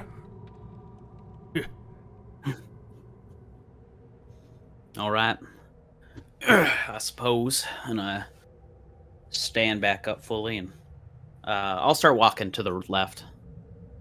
All right. You following? Staying close, so I can keep an eye out. Because I Yeah. know my vision allows me to see past this torch. Oh, So no, keep going. Go ahead. Yeah. So it forks pretty early on, but this one, you from the way you've been traveling, it's not hard to figure out. If you went left, it would bring you back to the first area, Mm-hmm. which you could assume was the center tunnel from the first room. Yep. And then to the right, you can see stairs head down. So I assume you head that way. So you start heading down. To the right, yeah. So as you enter this next cavern and it opens up, to the left you see a ridge that goes up and then a tunnel going back, which you can assume was the last tunnel from the first room. It's about a 7-foot ridge, so it's not like it's sloped enough that it'd be hard to get up and down if you needed to. But in this room, there are benches and tables that are set up as workspaces where the miners clean gemstones they find. Gravel and pebbles are strewn on the ground. Scattered across the floor are a few hammers, picks, and broken lanterns. Not a single gemstone in sight, huh? And they're broken. I mean, I'm I think gonna- a sliver. Yeah, I'm gonna look through the lanterns to see if there are any that aren't broken. Give me a... Roll me a... Investigate? D100. D100? Yeah. 10. 10. You aren't able to find any non-broken lanterns, but you do find a small figurine of a dog that is carved out of rock. With 2 pebble-sized tourmalines, which are the stones, the gems that are within this mine are called tourmalines, hence the town being called Tourmaline. But 2 tourmalines for eyes. Oh, well, isn't this cute? Here you go, Zavros. I mean, they're the only gems I found, but they're in the eyes. Now he Reading my intends a mind little. again, haven't you? I'm sorry, you guys you talk so loud sometimes that I can't block it out. Oh, it's okay. I'm just giving you a hard time. If anything, this actually makes me excited. It's like a little souvenir of sorts. I don't want to ruin the little figurine. Is there any meaning to something like this in your cultures? Is there... Not No, to mine. No. no, it just is a very hastily made dog carving, just made out of rock. Probably something that one of the miners worked on during their break and ended up leaving here when they left. Looking up toward the ceiling, is there any holes or anything? There's not any holes, but there is another tunnel at the far end of this room. I just remember him saying something about a miner falling in the central shaft. Thought we'd keep our eyes out. Right, you don't want to fall in. Right. Wasn't clear if the shaft was above ground or not to me. I might have dozed out a little. You, as a reminder, because they might have been brushed over, he did say the person that fell, the central shaft is so deep they weren't able to recover them. He never said Okay. where these kobolds came in from, did he? No, but they assume they came in from the entrance because the miners saw them come in. Okay. I suppose there's nothing else for us to do but keep heading deeper. Divertage. So you Is- start head. Oh, go ahead. Is this the direction that the kobolds went? Or the I'll show it tracks that you saw? Yeah, I'll say with the net 20, you still see the tracks going down this way. Okay. Seems so. They go up the cliff thing? Ledge? Nope, I failed to mention there was another tunnel until you did the looking up at Gotcha, the ceiling. okay. There's another tunnel at the far side, Gotcha. and that's okay. where everybody's going. Yep. Yeah, the ridge seemed to lead to the other tunnel that came from the entrance. So there was the 3 tunnels you found out, each of Gotcha. them, Okay. where each of them went to now. So you start heading down this next tunnel. As you head down this tunnel, you start to hear the rushing noise of water, and as you get closer and closer, it makes it almost impossible to hear each other. You'd have to yell to be able to hear each other how loud this water's getting. And as you enter into this next room, you can see the floor changes from rock into wooden planks, and they seem to be built into the wall along the edge of this enormous open hole that goes down further than any of your vision can look. If you do look down into the hole, you do see there's another wooden walkway about 30 feet down on the other side. The other side of this hole. Yeah, and again, the water is just rushing, make it almost impossible to hear within this space. There is the walkway goes across to another tunnel on the far side. guess we head forward over the crossing. Yes, I don't I'll think make. it'd be a good idea to jump over there, so probably best to just keep going forward. So, can you re-describe this to me? Yes. I'll do the official reading, so hopefully it makes more sense. Wooden planks, and struts form a walkway along the wall of a seemingly bottomless vertical shaft. A narrow waterfall cascades down the northeast wall, and the sound of rushing water is loud in a confined space. If any of you look down, you do see a attached to the northwest side, so you're on the southwest side. On the northwest side of the shaft, 30 feet down, is another wooden walkway.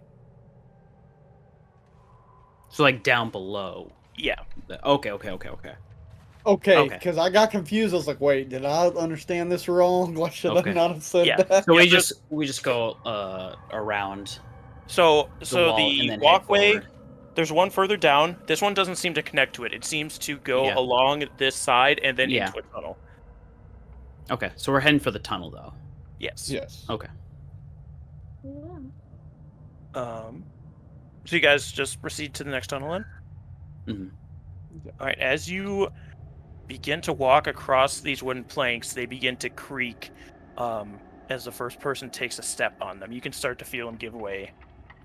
This is a bit strange. I expected miners to have a bit more sturdy of a construction here, but it seems a little shaky.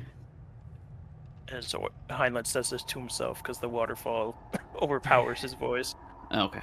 Yeah, I mean, obviously, this is probably my first time trying to say something to anyone, and I'll take it slow because I'm in heavy armor and I don't want to. With him saying that, would he be thinking that?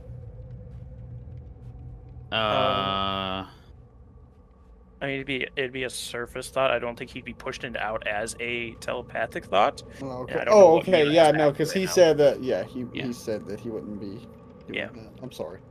No worries. Okay. It's good to check. Yeah, give me a D100. A D hundo. Give him that old D hundo. 12. 12. So That sounds it's like a good hundo. yeah, it's very creaky. Like you can feel it almost giving Mhm. way at points, but you are able to make it across. Okay. Are people just following straight behind him, or are we going one by one here? I know mean- like he paused, but you didn't hear what he said. So it's up to you to determine what Yeah, you. if I couldn't hear what he was saying, I would assume that I would just keep walking. Mm-hmm. Yeah, if we didn't hear him say anything. D100s from everybody, please. Other than Heinlein, he already rolled. Who's gonna die today? 6. Ooh. Oh. 61. All right, yeah, you're like again. As each of you step on it, like all the boards start to give and flex, but they are just able to hold as you guys are able to make it across. Interesting. All right, and you make it across into this next room. The next room, the tunnel doesn't go very far, and it's much smaller. But in the center of this room is a wooden pulley system that has been constructed around a large hole in the floor. A bucket big enough to hold a humanoid is held by a thick rope. 3 alcoves next to the lift contain wooden boards and mining equipment. And that's all that's in this room. It looks like this might be one of the main shafts. Or is it Yeah, I will say the water gives away enough for you guys to hear each other at this point, because Okay. you are in a different room now. Okay. Okay. And so it's like so it's big enough to fit a person in it. Yes. What? Yeah, you're all medium-sized humanoids, so it appears that one of you could go in at a time, and you can see there is a crank outside of the bucket as well as one inside of it. Okay, that was going to be my next question is it self-usable? Is okay. Well, like maybe this is the way that they go farther down into the mine. Maybe. That would make sense to me. Imagine everything they're looking for otherwise is probably down below, deeper in the earth. So, who wants to be the first? I mean, I can go in.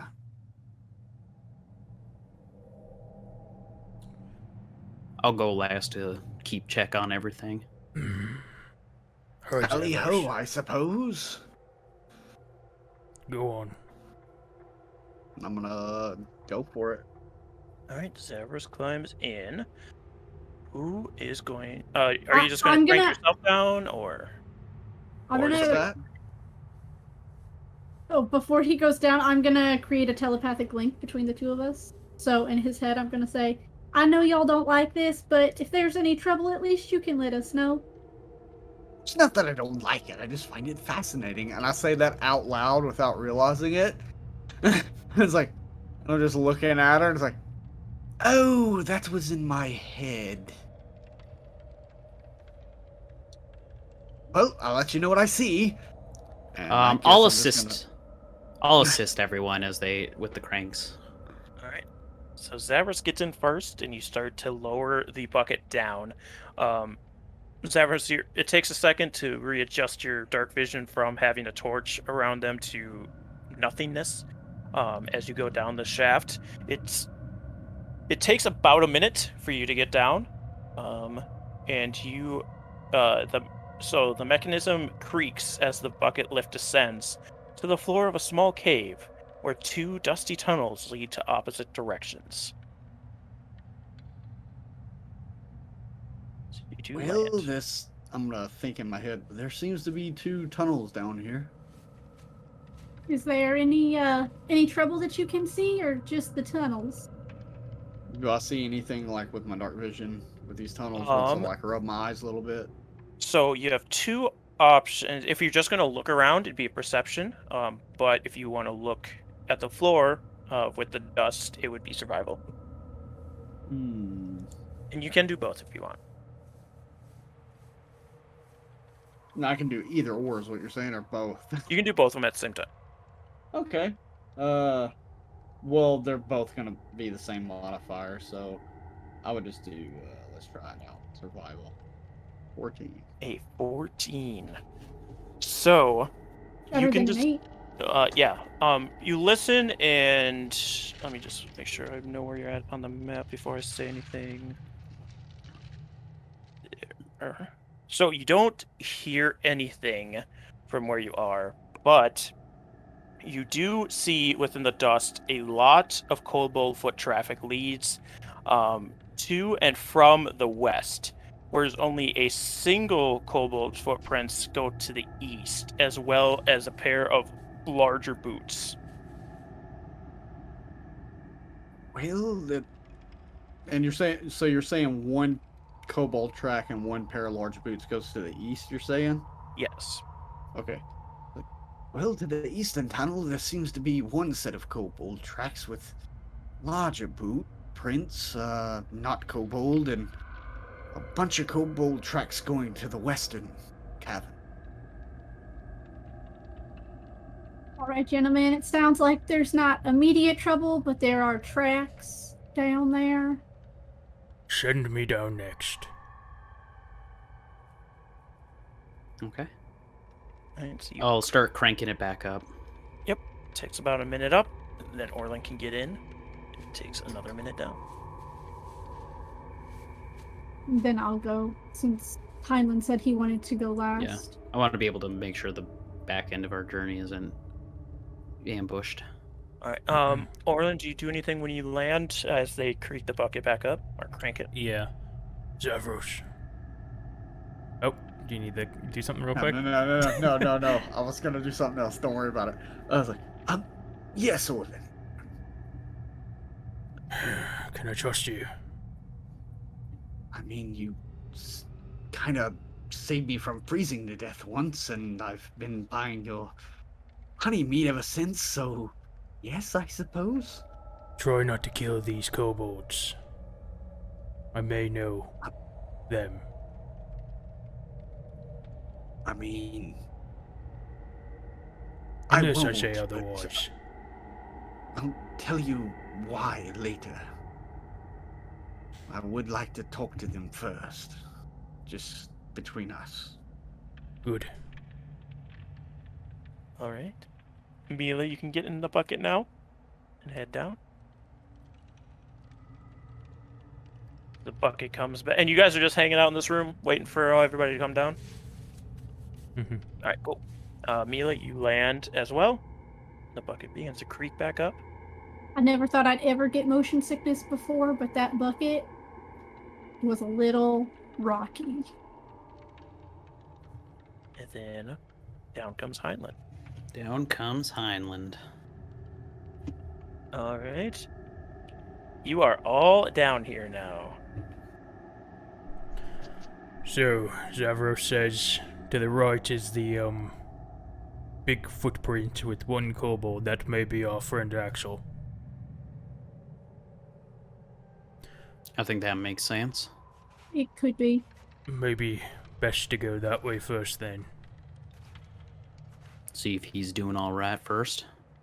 I agree. All right. You guys start heading up that way. I don't know why I'm moving all of you. I only need to move one of you at a time. So, you look around this room. A hole in the west side of this chamber opens into the central shaft, which you've seen earlier, letting in the sound of the waterfall. The floor in the north end of the cave is 5 feet higher than in the south end, with a rocky ridge separating them and a slope on either side leading to the top of the ridge. The walls above the ridge gleam with gem deposits, and in the center of this ridge lays a figure. Does that figure look? Can I make out the figure? You want to make out with the figure? I think me and Yeah. Mila are wanting to do the same thing. Yeah. I'm sorry. Sorry, I read your mind again. It is a very large figure with familiar armor. Does it have hair? It has hair. Does it look like my friend? It looks like your friend. This is Axel. I'm gonna run in and I'm gonna shake him. Wake up! I told you not to get in trouble. When she's doing that, can I like scan around to see if I see what those other, like see another kobold probably? Because I saw 2 different sets of prints. Give me a perception check, and Mila, if you want to do some kind of medicine check as you're trying to wake him up. Okay, and I'm also gonna see if he's thinking anything, because he's always thinking about rock. I'm just trying to listen. You said miss. You aren't able to tell what the reason is why he's unconscious, and you try to peer into his mind to see if you can get any response out of it, and there's no surface thoughts, so you can assume he's unconscious. You can tell he's breathing. Oh, oops, sorry, I didn't mean to do that. But just barely. And also a floating disc appears next to you. Yeah. Did not mean to do that. Zavros, you look around and you know the kobold tracks went in here, but you follow those kobold tracks and they scuffle a little bit. Only there's like sweeping motions in the floor from the feet and then nothing. Kind of blending in with this like snow dust and ice, I'd assume. Yep, the rock dust and they just stop suddenly, and where there's a little bit of a sweeping motion. Does anybody know how to look to see what's wrong? I can't tell. He's I breathing, but have some medical training. Slight. how slight is slight that he's thinking? Dead.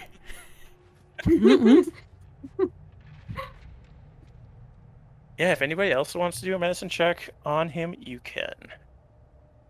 I'll do one unless He looks dead to me. 17.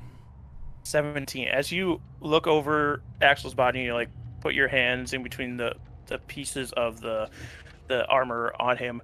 You feel holes, but they're not. It's not like they're gaping holes. There's they're like this, very very thin, and they seem to wrap around his body. Holes that wrap around his body? Yes. Fighting a purple worm or something. So there's like multiple spots where it seems like he's been stabbed by a large Oh, needle okay. or something. So yeah, okay. I see what you're saying then. Yep. Interesting. He's breathing Was though? he Assuming. Was he thinking that while he was looking at it? Would Thinking he what? have- about the needles, like Oh yeah, seeing yeah, them. yeah. Like strange needles. What could have made this? You know, that kind of stuff. Needles. Kobolds don't use needles. We should probably drag him somewhere safer. The way I seem to have lost those kobold tracks.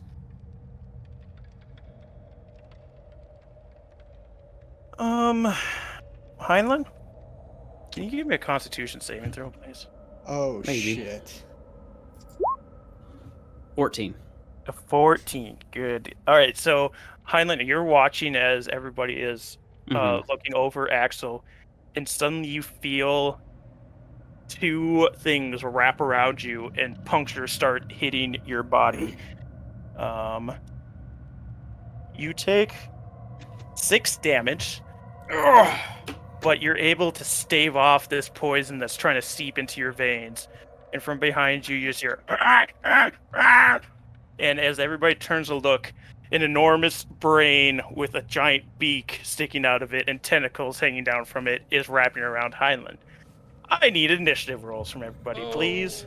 You bastard. That's like the last kind of Ooh. creature I was expecting. There we go. That's way better than the last one. Neat. I know, I'm taking forever. For some reason, there it goes. My character sheet was being a turd. I got a 19! Do I know what this thing is? No, I'll probably have to use an action to find out. Yeah. You Mine- probs will. Mine was a 7. I don't know if it went through. It's telling me it didn't. So I didn't have the Well, it's because the there's turn no order up tokens. and the tokens and stuff, so I will put you guys in. Sorry. gotcha. Let's see, do I have any kind of fun music for this other than the cavern music? I don't think I Just ever play the fought standard Final Fantasy battle music. one of these before. I know what it is, but I don't think I've ever fought one. You've used one. I've used one. Yeah. Heinlein, what did you get? 19? Mm-hmm. You know what sucks? You got a picture of this thing there, Sharp? Yeah, let me get everybody's turn order in, and then I will get you guys. What's a higher dex between Zavras and Heinlein? I assume it's Zavras. My dex is a +2. Mine is a +3. There you go.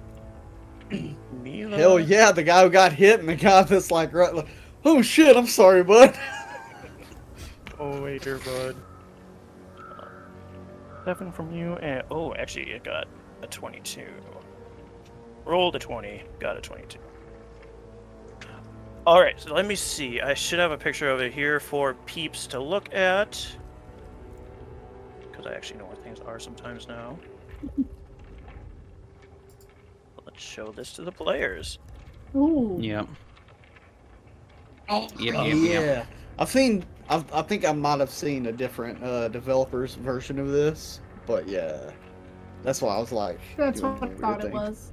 This thing looks. I never knew its name. That thing is hideous. Yep. You fought So- one of these in Fandelver. Yeah. Well, not Fandover. It was in a one shot. It was in the one shot for Doyle. Oh, never mind. Yeah, no, There's a it wasn't in breakfast. Fandelver. Trust me, I Yeah, it remember was- this ugly thing. So, Heinlein, you are effectively restrained right now. Okay. Because of this thing wrapping around you, so it won't be able to do that attack anymore, but it does still have its beak, so it's going to try and bite into your shoulder as you were Okay. there. Does a 16 hit you? No, it does not.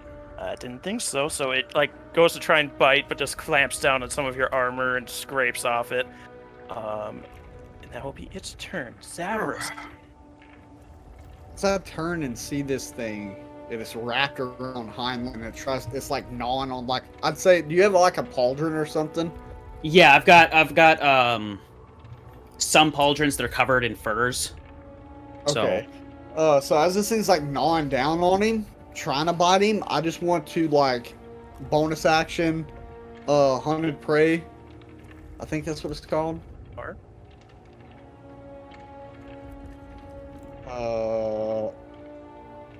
Hunter's Mark. Yeah, I'm sorry. I'm where is it? getting a couple of Bumbleskum knows what I'm saying. Yeah. And I'm going to just sling a shot like I'm drawing an arrow and peg this thing. all right, go for it.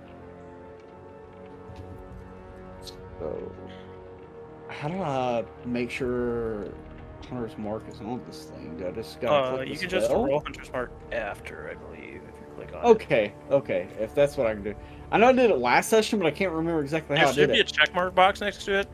I believe Grizz is more familiar with Hunter's Mark than I am on Roll20. Yeah, is there a check mark for that? There usually is. Because I got my fighting style. I have my fighting style archery. It's got a check Oh, mark. sorry, but I no, don't see no, a you. hunter. There's no hunter's mark check mark.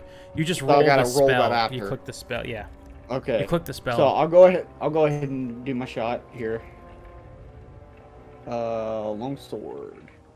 Or longbow. Longbow. Sorry. A 20 will hit. Oh, sweet. So I'm gonna go ahead and roll my damage on that. I don't know why here. It rolled the attack again even though it hit damage. If you just click on the word longbow There in the we chat, go. it also rolls. Yeah, no, I clicked the longbow attack and then I went to the damage instead of hitting the actual like thing in the chat. So that's 9 and roll this again here for my spell. 2. So 11. Yeah, so you put this arrow right above its beak and it recoils and screams out, just like. That goes to Zavras then. You are currently restrained. You mean Heinlein. Zavros just went. Sorry, I mixed his name, and Orlin. Yeah. I mixed all your guys' name up. How close I am I though, but by Heimlin? Am I pretty close to you? You would have to at least be 10 feet to not have what's it called? Disadvantage with your bow. Okay. I'm trying to get the picture of where Yeah. we're all at here. Yeah, it's a pretty small room, so you're all Okay. relatively close to each other. I assume I'm like, about 10 feet behind you guys, walking in while you guys are doing your stuff. Okay, so athletics to try and break out? Let me double check. Yes, athletics or acrobatics. Okay, yep. Alright, so I'm gonna try and like burst myself out of this, like try to rip him off. What'd I get? An 11. Right, it tightens its tentacles around you as you're trying to get away from it. Oh, this would be a little bit easier if it wasn't stinging into me right now. That's my turn. That's the turn. Mila. I am. So I'm by.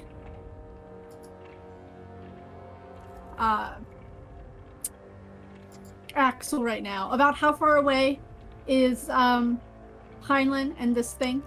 10 About feet. 10. It's about 10 feet. All right. Still kind of squatted down next to Axel.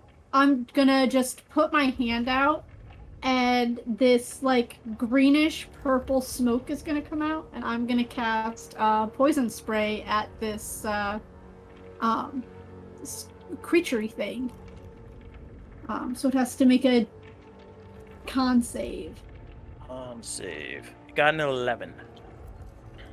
Oh, so he'll take 5 poison. Alright. So this spray begins to cover the grill, and he starts taking it in through his nostrils on his beak. And Watch where you're spraying that. Alright, anything else from Mila? Yeah, I'm gonna kind of move back to like the edge, not quite my back up against the cavern wall, but like farther away from this tentacle beaked monster thing. Right. Orlin. Orlin kind of recoils back at this sudden outburst and then reaches into this sack on his side and pulls out like a handful of this ash and spreads it on the ground. And then you hear like all this, like all these weird noises, and like these hands, these like spectral hands kind of come out of the ground underneath the grell and start like pulling life essence out. As I cast Toll the Dead. Why did it roll it like that? That's not the way you're supposed to roll. Yeah, it rolls Toll the Dead really weird on Roll20. Go for, he has to make a wisdom save. Wisdom save. Ooh, not great. You got a 3. Okay, so he's going to take 1d12 slash roll 1d. I'll have to figure out why I did that. That I didn't, hold on. That, oh no, yeah, that's rolled. legit a 12. I just thought that I rolled that wrong. Shit. 12 damage. Yeah, these spectral hands are just ripping life essence out of this thing, and it's not looking great. It's getting weaker by the second, and you can almost see the tentacles start to loosen, but its determination is keeping a hold of Heinlein. And I believe that's the Grell's turn once again, as he begins to float up towards the ceiling of this cavern with Heinlein in tow and tries to bite him again. All right. It is a 14. Nope. Still can't get past my armor. Not the best target for this thing to pick up. So he's like trying to rip through the armor, but isn't able to peel it away. Zavris. I want to try and assist Heinlein as I run up, and I'm helping him trying to break free from this thing. Yeah, if you want to like jump and grab onto him as they're trying to float away, you can give advantage to Heinlein on this next turn. Yeah, I would say I would do that. At that point, though, I would say in that moment, just to be in the spirit of the character, I would probably drop my bow in order to do that. In my mind, I wouldn't be like, I'm gonna put my bow away and then jump on him. I would be dropping and grabbing to trying to break some of these tentacles away. Probably with I don't know, biting it. Yeah, like it's starting to float towards the ceiling, so it's getting higher up, but you can like jump and grab Heinlein like around the waist as they're trying to get away, or it's trying to get away. Heinlein, roll athletics with advantage for me. Did it come through? I'm I'm gonna try to roll again. I clicked it and it I don't think it came through. So I'm gonna roll again, see if first one that comes up. 18. Didn't need it. But still. Yeah. The weight of us over. together, it's like the yanking, and like I'm able to like force myself out and like burst open some of these tentacles because it's too much for him to carry, and like we both drop down to the ground. Let him go, you brainy bastard! Yeah, like it was wrapping hard. It also rolled 18, but you made it. So, Oh. So you're able to rip away these tentacles and drop from its grasp. Mila. Okay. Are we prone? Because we fell We down. did drop. Make a Yeah. acrobatics check as you fall. Yes! Acrobatics, baby. I love it. No. 18. 4. Heinlein is prone, so Heinlein just from his armor and being higher up than Yeah. Zavris is, falls prone. But Yeah. Zavris, you Okay. land. Then I'll spend my movement standing back up, Fair enough. and that'll be it. Mila. Y'all are gonna hate me, but you skipped the Grail's turn. Nope, I didn't. Nope. It It just lifted. It lifted. tried to bite me and lifted us up. Oh, gotcha. Never mind. Yep, it went for it. It goes before them. He's a big brain looking thing, right? I'm gonna say a few weird words, and I'm gonna cast Mind Sliver on him. Alright. So he needs to make an intelligence saving throw. He got a 10. So he takes 1 psychic damage, and he also minuses a D4 on its next saving throw. It's next saving throw. Alright. I don't want to interrupt the mood any, but I want to just say, when Ukrit in Moot needs things to save for a 13, everything saves everything all the time, the entire goddamn game. But when everyone else is starting to use magic, everything's getting 10 or under. Moot also had higher level monsters you were fighting, to be fair. Alright, so that was Mila's turn. Orlin. I do it again. The same spectral arms continue to just pull at the grill. This pathetic damage. Wisdom save. Oh, it was cocked. All right, it got a 15. Did you minus the D4? I did not minus the D4. I don't want him to. He got a 13. Okay, still makes it. Yes. Okay, 2 damage. Oh, never mind. That's not the way it works. Yeah, Never mind. Yeah. So 1 damage. I thought if he made the save, it did the less, but I remember it's if he's damaged or not. So 1. No, wait, no, because he made it, so no damage. Sorry. No damage. Okay, cool. My brain just went 100 different ways for some reason. I'm sorry. Very fair. That's fine. So no damage. All right. The grill's turn. He's gonna make a check here. Cocked again. Come on. Nope. I just threw it on the floor. It doesn't happen anymore. Okay. He is going to, as he's higher up on the ceiling, he's going to start floating towards this opening in the ground behind you guys. Wait, okay. And he hovers out through this hole and above the central cavern. He isn't able to go, actually, no, he can dash. He starts floating down as well. So he is effectively 30 feet below you guys at this point. And, oops, I kicked it under my desk. He's 30 feet below you at this point, and also about 30 feet out. So, hypotenuse, however you want to manage that. Let's do some trigonometry, squared fellas. Plus B squared equals C squared. I never thought I'd use this as an electrician, but I do every day. Here, let me use it quick. It's slightly more than 40 feet. Yeah, it'll be slightly more than 40. Makes sense.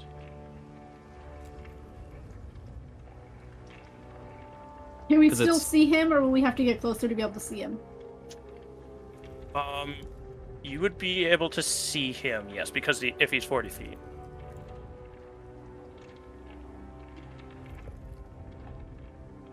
But he's going down the central shaft, essentially. And it will be Zaphras' turn. If you would like to continue shooting at it. Well, I gotta go pick up my bow, first of all. That's true. So that's where we landed, since he was 10 foot away. It would be 10 foot towards the hole, so you'd be able to pick up on your way to the hole if you wanted to do this. Okay, yeah, so I want to pick up on my way towards the hole. And I just want to, like, fire another one towards it.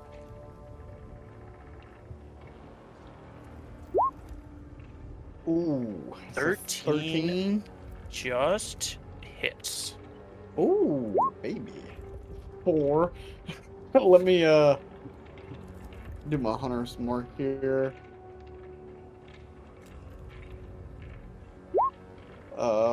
6. 6 total damage. Alright, yeah, you launch this arrow down the hole after it, and it hits in the top of the brain, but it's still chugging along, trying to get away from you guys. More prey than it wanted to deal with, that's what it seems. Heinlein. Oh.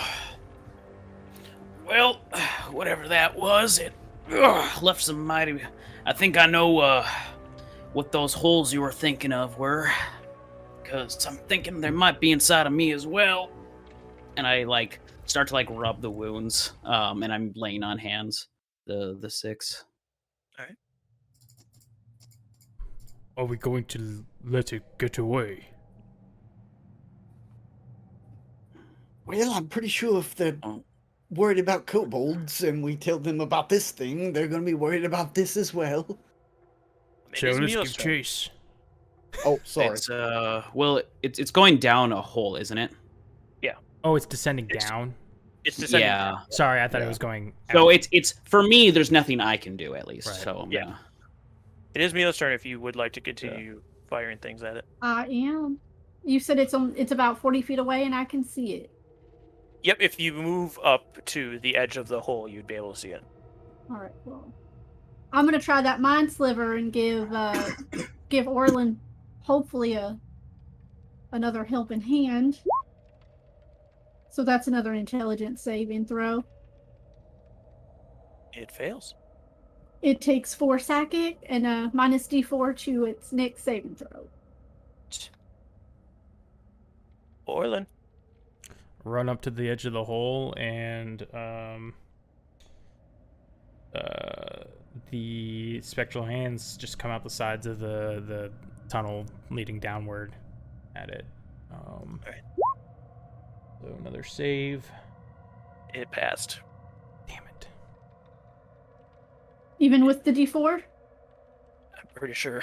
Let me check though. Yeah. Yep, it got a 16. Damn it. Even with the D4. So it as these hands try to reach out to grab it, it continues to descend down into the darkness and is able to escape all of you. I have a range of 120 feet. You have a sight line of 120 feet. No. No, I have a... What is my sight line? Hold on, let me look. It'd be 60 with dark vision. Yeah, 60 with dark vision. It can move Yeah. another 60 on its turn here, and it was already 40. So even if I move up to the edge, I won't be able to see it. Yeah, because Do you I were already remember- at the edge. Before I hadn't moved. You would have had to see it because it descended on its last turn. So it had to see, move that's down. what I asked. Or I Yep. would have said that I moved. Well, I had said if you move up to the edge, you'll be able to see it. Gotcha. So, with my turn, what kind of action are we looking at to light a torch and throw it down? Dexterity to see if you can get it somewhere. I mean, Mila would have to hold her action. Both Zavris and Mila have to hold their action for you, because this would be an action to light and throw it. Okay, that's what I was asking, because it still technically was my turn, so if it was like a bonus action, I would just do it, but... Yeah, it would be a Did full he ever mention how deep this was? No, you guys don't know how deep it is. Oh. Okay. Zavros is gonna die this episode. Don't No, I'm jump in kidding. there, you dummy. That's my turn then, yeah. I pulled my short swords and jumped. All right, do we want to try any kind of torch throwing or shooting things down to see? I You know mean, what? if you are shooting things, I'll let you do it at disadvantage. I would say, like, first of all, it would be Heinlein's turn. So it'd be your what turn Heinlein's first. do. It'd be yours then mine. Oh yeah, it would be mine. I'm going to pull out a torch, light it, and then just like huck it down there. If you want me to do it like a dex check or something. Yeah, do a dex What check. would you want?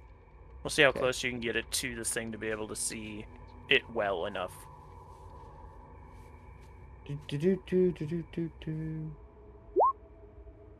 14. Yes, I'll say you get enough of a spin on it that it doesn't just straight drop, that it kind of takes time to spin through the air. And you're able to see the Grell for a moment. If the other two of you, I don't think Heinlein can shoot at it or has javelins or anything, do you? Nope. No. If Mila I and do not plan to engage it. So if Mila and Orlin would like to take spells at it, they are free to. I'm gonna cast Firebolt at it. How far down is it? 90 straight down, but it's at a trajectory for you, so it's like, I'll say 90 just for the sake of it. Okay, then I'm gonna magic missile. Firebolt misses. Magic missile. It does 4. As these 3 missiles pummel into it, you see the sparks coming off of it, and you can hear it screaming out as it echoes through this cave. Or actually, you can't hear it because of the water that's spilling down the side. Very slightly, you hear that as it's descending, but it does seem to be floating still. Son of a bitch. Thing would have Have been y'all an had your excellent fun trophy. yet? Waiting for that. I'm waiting for that torch to hit the bottom again and for us to see the grill again. You watch the torch falls and keeps In the falling water. and Yeah, falling and falling. And eventually it just gets too far and you aren't able to see the light anymore. That was a waste of a spell. did y'all have your fun yet? Kick a fucking rock over the edge. Well, at least Axel's there. We can figure out what's yeah. wrong with him. I'm gonna go. Mila's gonna go back over to Axel and try to drag him. And she's gonna fail. I'm not even gonna roll. She's gonna fail. Because he's a Goliath and she's short. I think, perhaps I think you mean unmuscular. Because I don't think your height has anything to do with it. Well, I mean, even height considerably, he is probably about 4 feet taller than she is. Yeah. I just want to make sure that we're all aware that your height has nothing to do with whether or not you can drag things Well, I heavy. mean, I would not be able to get the leverage. Muscles or not.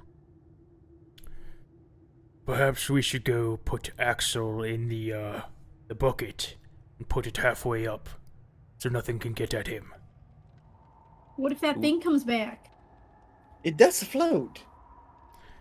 How do you know it's not going to just drop down? Also, I'll say there is no crank on this side from outside the bucket. It's only the one Oh. inside of it. Yeah. Oh, okay.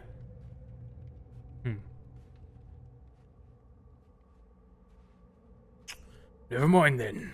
I misunderstood the mechanism. I understand. I was the one who was working it for most of it, so I can understand not fully getting the concept. I'm assuming that cobalt that came here with him, or he was looking for, got eaten by a Grell, and then Axel was also the next on the menu. Heinlein, that healing magic you did, What do you mean? you touched Nope. yourself and Nope. I do not. Nope. That is, my lay on hands is flavored as resolve. I do not heal. Okay. Never mind then. I didn't know how you flavored it. I thought you were like, Okay. I knew that you weren't going to use it on others, but I thought like it was like Yeah. okay. Nope. I Nope. thought It was still just more of visually a. was- Nope. Gotcha. Nope. That's two for 2 on misses tonight for me on situational awareness, so where should we stow I him? can understand you're in a flurry because you weren't able to take out your target, but I think a nice walk down to the Kobolds and finishing off some of them might clear your mind some. What else am I seeing in this room? Like, because I know Orland's looking for a place to hide him. What else is going on that I can see? So it's a room with a ridge, much like the one you saw earlier with all the gems in it, and there Mhm. are some gems on the higher level. But other than that, it's empty room. So we would have to go back up the way we came. Nope. So where you landed with the bucket, there was another path going the other way, and that's where Mhm. the majority of the kobold tracks went. Okay, that's what I was trying to clarify. All that. no worries. Hmm.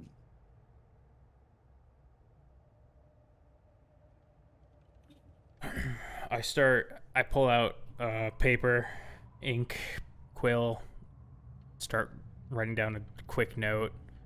Axel, it's Olin, end group.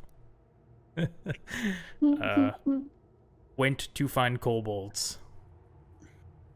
I fold it up. I'm just gonna put it like in a pocket or something he has.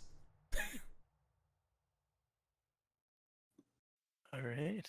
So it sounds like we're gonna leave him here to recover for himself, correct? Mhm. All right. Dead weight. Fair enough. There's not really much else we can do for him right now. Yeah. And I assume you head back to the other tunnel, Mm-hmm. like the opposite way. Yeah. All right. You start heading back that way. You pass the bucket, and you enter another room. So as you enter this room, table and chairs are set up in this area to create a space for miners to take breaks. On top of the table, 2 kobolds are poking a giant rat with their javelins to make sure it's dead. The kobolds screech loudly as they notice you. Oh, And I'm supposed. do we want to stick with our initiative, or do we want new ones? I want to re-roll. I think we had good initiatives. Whatever. I Let's don't care either way. Yeah, let's just stick with this one. I'll just roll That's one fine. for the kobolds. It actually makes sense almost with the turn order. It's almost like the same as how we originally did it. Oh, how we were our marching orders. Yeah. There you go.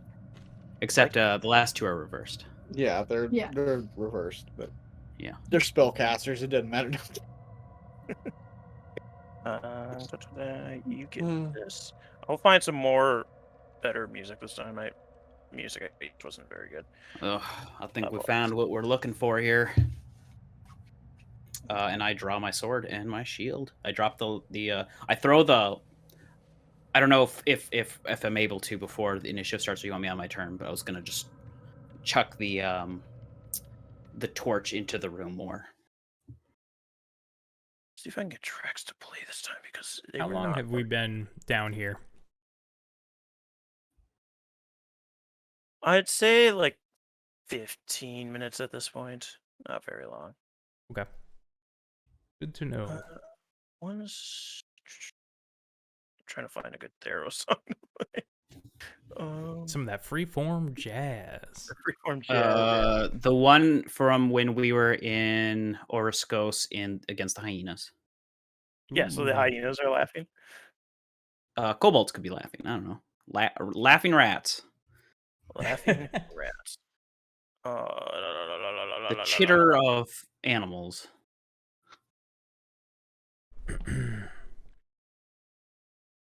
Oh, the I'm sorry, Zavros. folks. I looked up so much music and forgot to get good battle music. Here, I'm gonna use this. Give him a nod. It's supposed to be a kobold. It's blurry.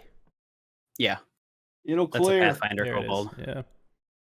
How Pathfinder dare you 2-week kobold. get that I off our should say. screen? How dare you? Yeah, so There's- both of them will turn They've to got shriek at you. multi-tone. Fresh meat! And Heinlein, you start, or Zavros, sorry, starts this turn. Again, another small room. The room is about 15 feet in diameter, so it's not a huge room. And there are two of them. My action is going to literally be to say, like, I'm gonna have my bow in my hand, but I'm gonna lift my hands up. Okay. We just want to talk if that's okay with you. And I'm got it up in the air to where it looks, visually, I'm not drawing anything. So I want to try and do a persuasion type of thing here. All right, yeah. Give me a persuasion. Sorry, I'm just moving the music so I can actually control the volume of it. Oh, I'm not good at persuasion. 12.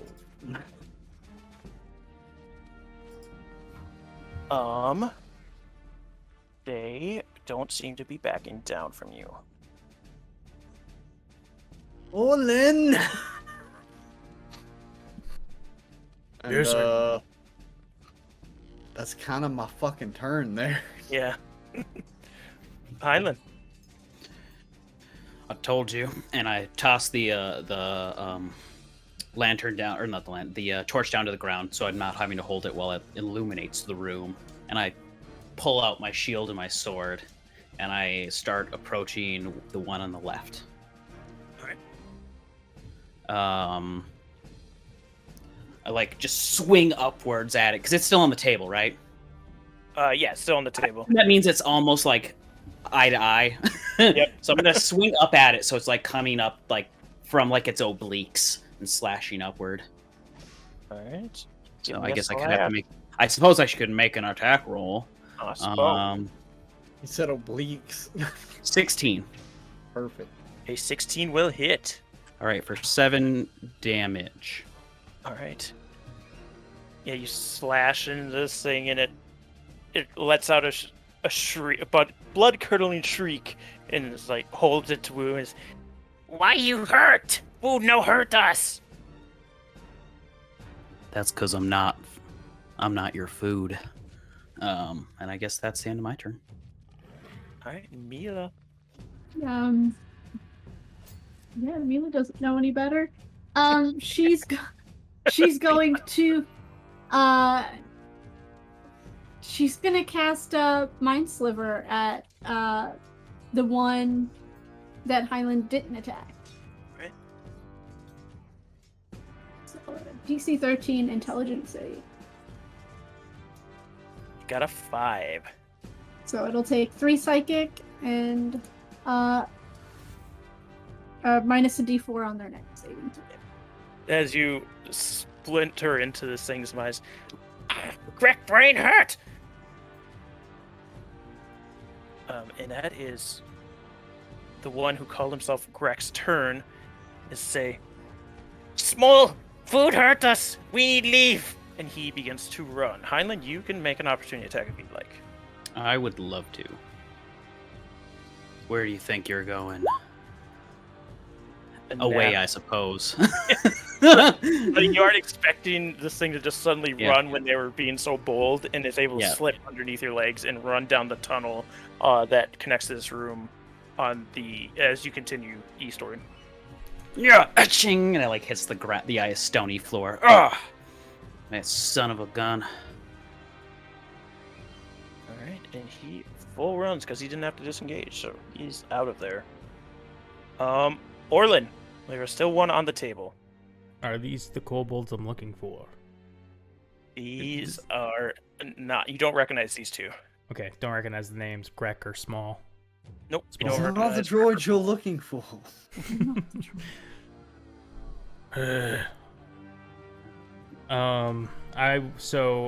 Whatever one's the closest to me, I'll just go for another Toll the Dead. Yep, it's just the one left in the room. The other one fully Yeah. ran. Is that wisdom? Yes. So as these spiritual hands erupt from the ground again and start pulling at the kobold, it just absolutely collapses on the table. And it's done for. Poor Smole never stood a chance. No. But with that, that other kobold ran for is gone at this point. So what do you guys do? I believe that's one down. Did we go after the other one? Sorry, At some point, we have to. A story about what?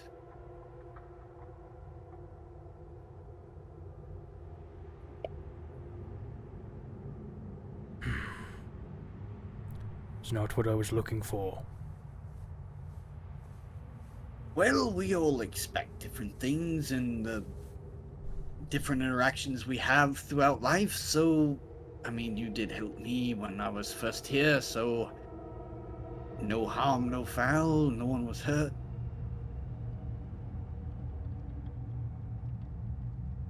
Are you still against killing these?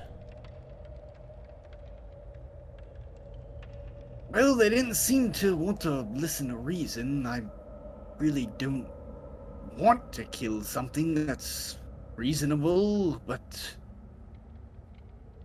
you know, sometimes for the better of other creatures and the environment, you have to do what you have to, I suppose. You have to keep the ecosystem in check, so to speak. Everything has to be on equal terms. If they're not willing to be on equal terms, then yes, our newfound friend Highland is correct. While they're talking to each other, I sheathe my sword and my shield, and I pick up my torch. While I was talking to Zavros, I pulled out a dagger and went up to the kobold's body and started raking against the scales, trying to rip some off, cut some off. Do a survival to see how well you were able to harvest these scales. 13. Yeah, they peel off just like a fish's scale easily enough. Just put them into like a bag. So, got a job to do. That we do. Perhaps, then that's just wrong. Like, oh, it's whatever, I guess. What, he's just getting it for spell components, or That's right. that? Well, I understood the whole prospect of don't waste any bit of an animal, but oh well. All right, you guys continue down this tunnel that you saw Grek run down. And it again leads you to another staircase that descends downwards. You start to hear the rush of water once again as you enter the area of the central shaft. You start to see, let me do an official one. The tunnel's downward slope ends where it opens into the central shaft. A wooden walkway extends from this opening and runs westward to another tunnel in the rock. In front of you, a large bucket, like the one that you saw earlier, dangles from a taut rope that stretches southward across the shaft and is connected to another wooden platform 15 feet away. Do we In the see bucket. Do we Oh, see the go ahead. kobold we were following? You do not. Is the bucket on our side? The bucket is on your side, yes. Okay. I assume he started running down the planks and not through the bucket.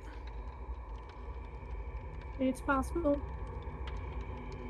Can I look around, see if I see him still, around us? Is he hiding?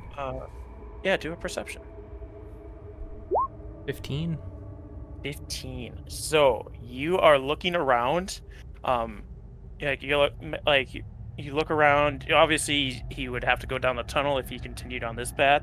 But something in your mind makes you look up. Maybe he crawled up the wall, and you look up, and above you is this wooden platform that you guys were on earlier, and you see two kobolds hanging underneath the platform, and it looks like they are doing something to the platform up there. They're sawing at the holes that are keeping the platform up. Kind of push Zavros, and yell move out of the way as well. Mhm. Oh, Like, am I on this platform, or are they like? No, this is the platform No, no, above no. you guys. It was the one that was they're like really awkward to like walk on earlier. How high up is this platform? 30 feet, because you were able to see the platform across from you on the floor you're on right now. So the platform that you were standing on is directly underneath the first floor platform that you were on earlier. When he says move and he pushes, would I see these things up there sawing away at this? He also said look, so I assume at that point you would be able to look up and see At them. that point, if I see them sawing away at this, could I like shoot an arrow at one of them? Go ahead.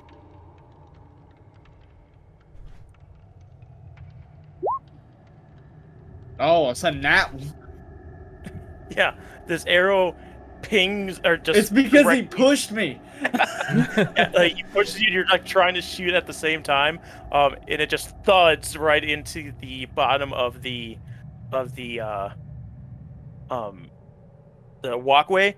Both of them look and then scurry over the top of the platform. Well, they're not sawing it anymore. Yeah, they're not sawed anymore. It was a trap. is there any way back up there? Like, easily? You would have to go all the way back to the bucket.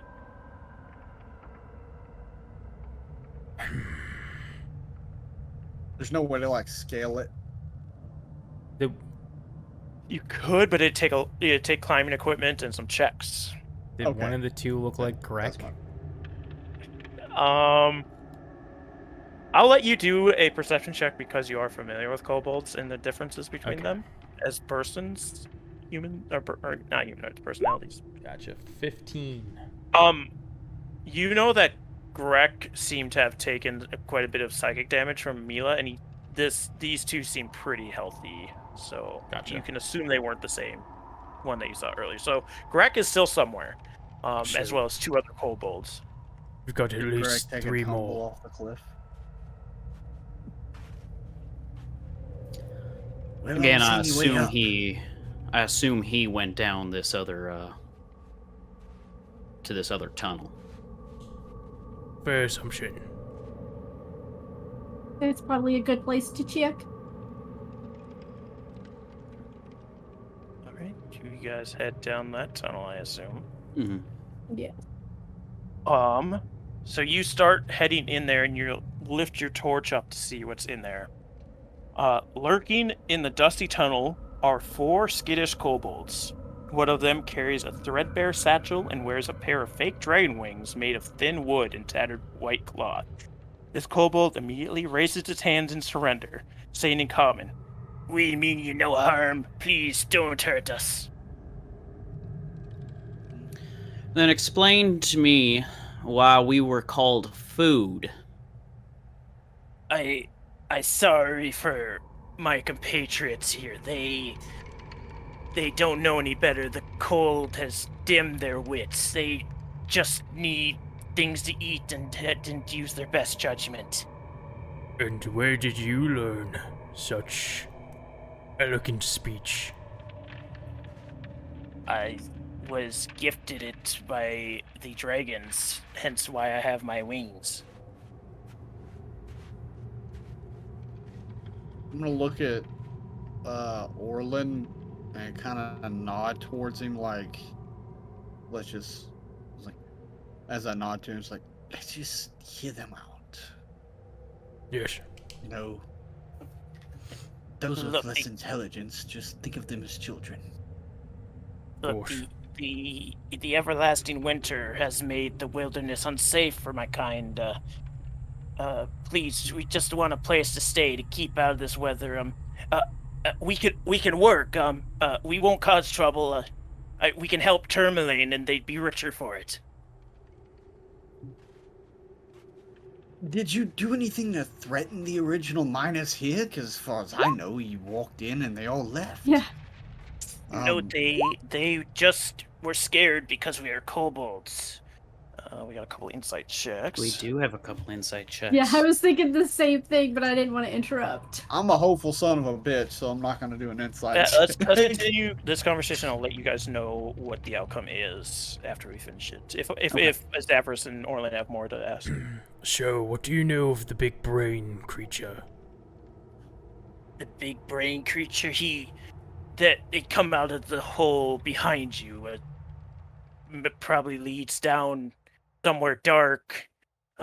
It came up and ate one of our kind. We try to stay away from it. Is it the one with the large person? We tried to stay away from the large person. He was chasing after us. We didn't want to get squished by him. He's so big. You know, one of them being eaten and staying away from him, that does actually correspond with the tracks that I saw. Especially with the little scuffle, how the kobold tracks seem to have vanished.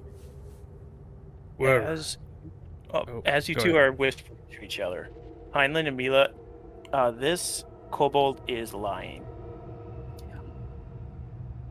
Interesting. Can I ask you one more thing? Yes.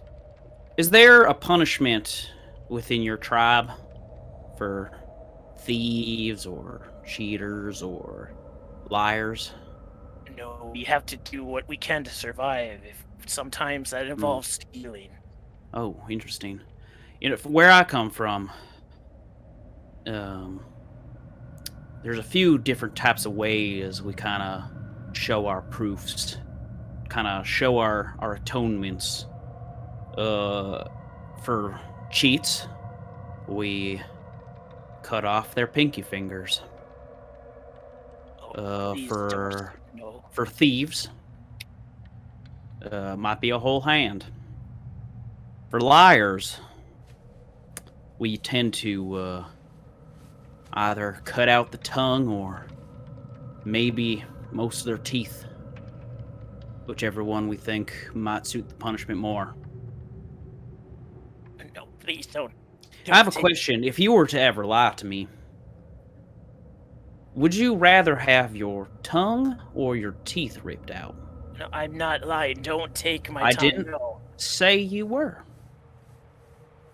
While Your he tongue, was, though. while Heinlein's talking to him, I'm detecting thoughts. just going for surface or trying to dig deeper? For the moment, I'm gonna see what the surface ones are, and if I can't get the information I want, I will go deeper. His surface thoughts are that he is afraid of being killed, but you sense something else is there, but you aren't quite able to grasp onto it. Alright, then I'm gonna push deeper, because I get a feeling he's lying, and I want to find out what he's lying about. Fair enough. What's the save he has to do? I believe it's an intelligence saving throw, and it would be a DC 13. Yeah.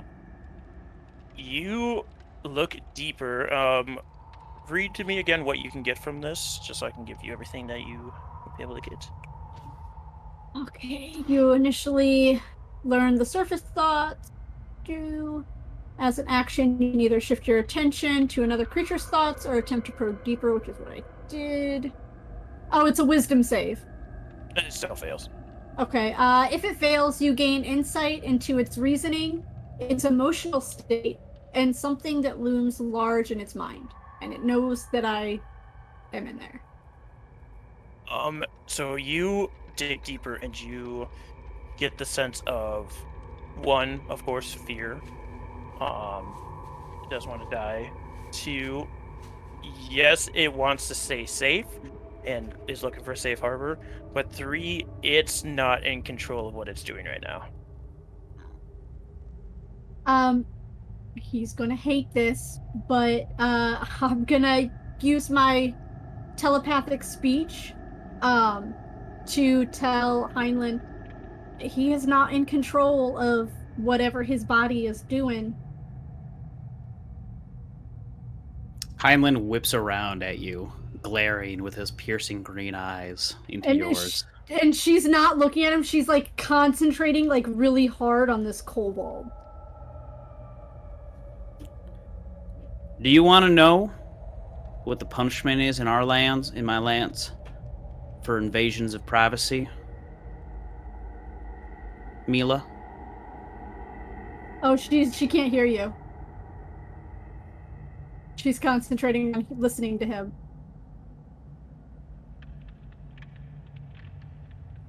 Primarily, it's taken out at least an eye. Now, I hope you can understand that I'm going to go here in order.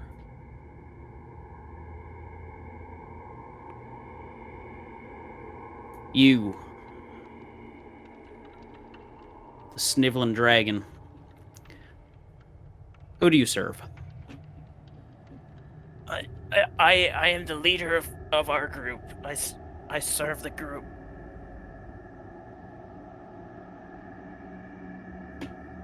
And I turn to the others. How about you? Is this your master? Yes. Drex is master. He lead us. Yes. Grex's master? Rex. Drex, okay. T-Rex, of course. Yeah. Rex. And question, are you going to defend your leader? Yes. We defend. We eat. We need food. But we want safe. If Trex say we help, we help. I drop my torch. And I pull out a hatchet. Or a hand axe. And I approach... You said Erex or Shrex? What was... Trex. T-R-E-X. Trax. T-Rex. T-Rex. T-Rex. Okay. I go up to Trex. So it's the tongue it is. And I'll try to cut out his tongue. Finally, what are you doing? Milo just said. Mila thought it to me. Oh yeah, Mila thought. Oh, I thought she said it. Okay. Mm-mm. In that case, That's why I was not happy with Mila. Finally, Uh, what are you doing? They said they would help. They would do work. He's lying to you. I don't know what kind of riffraff you trust out here, but I've been in the frontiers long enough to know when someone's lying just to save their skin, and when someone's trying to be actually honorable about what they're doing. But yeah, I mean, unless I don't know how you want me to do it, but I'll try to cut out his tongue. Do you plan on keeping his mouth open to be able to cut this tongue out? Because he's not going to allow you to do this.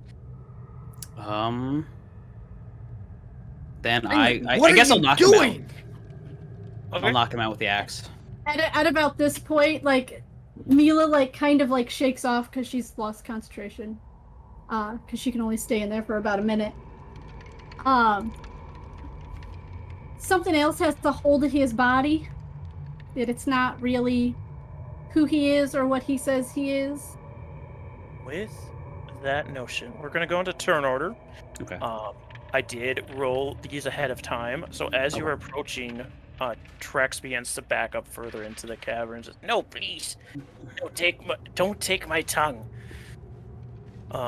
As well as Zerk, who, he's one of the kobolds, you don't know his name. But, one of the Zerk, of kobolds course. begins to back up into one of the cracks in the tunnels. No, don't hurt Zerk. Don't hurt Trek. Zavros. Heinlein has pulled out a hatchet and is approaching these kobolds. What do you do?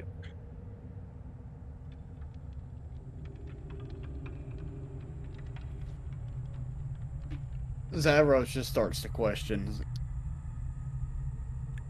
Heinlein, you keep spouting about your land. But why not try things different here? Don't cut its tongue out just yet. It seems as Trust though me, I know. I'm from somewhere else as well. Well, it seems as though the policy here is to just trust everyone and everything, even when they're lying straight to your face.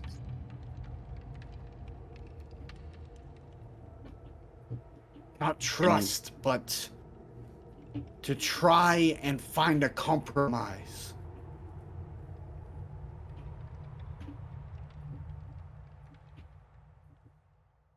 And that's all I'm gonna. That's my turn.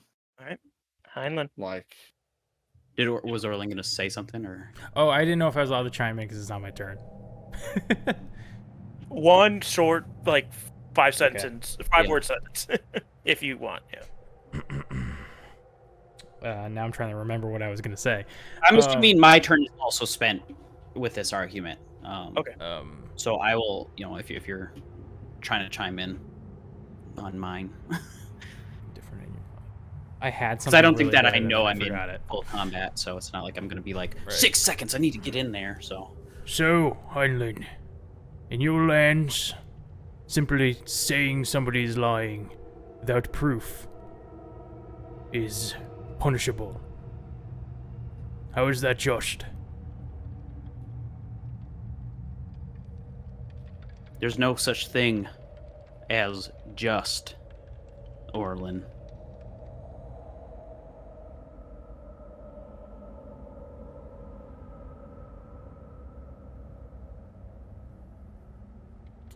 Orlin just doesn't know how to respond to that. I suppose that's my turn, because I'm in argument mode rather than a full assault at this point. The other 2 kobolds are also, like, trying to push themselves back into like cracks in the walls and little alcoves into the walls, trying not to get killed. Essentially, they're trapped like rats in here. Mila. So I only got that he's not in control, not what is controlling it. Yep. You know that I know that I was in your head and I saw everything. You need to tell us who and what is in control of you. And I'm trying to use either persuasion or intimidation, whatever. Yeah, roll whichever one you think is how you want to go about this. I think she's trying to be moderately nice. So, Alright. 25, natural 20.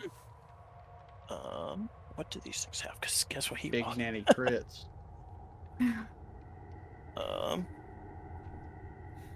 What are you talking about? I'm in control.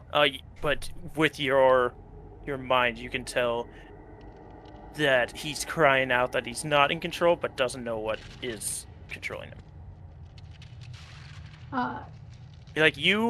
So you hear him talking very well in the common tongue, but within his mind you hear that, Trek's scared. Trek's know what's happening.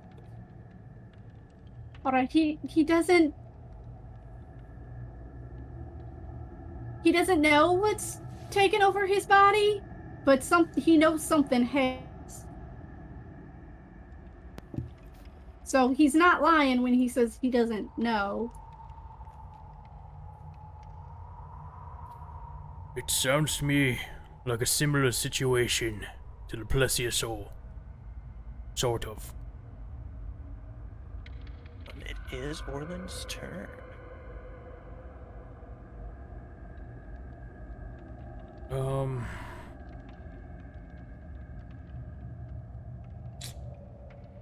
Orlin is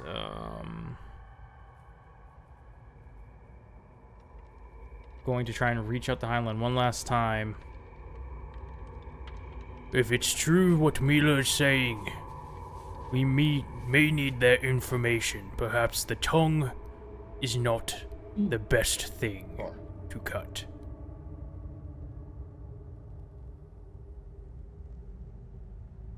And that's it. And kobolds are all trying to just push as far away as they can, cowering.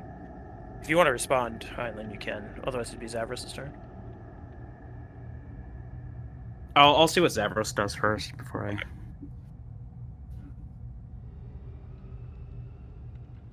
England, weird things have happened in this land since I've been here. As Orland said, the plesiosaur was different than it should be. Maybe we should learn more about what's going on before just cutting out tongues.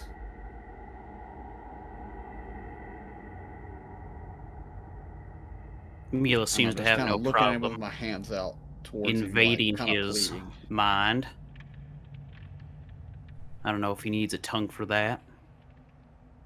Also, anything he says to us seems like it's going to be a lie, whether he tries to or not. So I'm questioning, at the very least, these things might be hostile if they're not going to cooperate, because I don't believe they're going to cooperate. At the very least, should we not knock them out, restrain them? Yes, do that.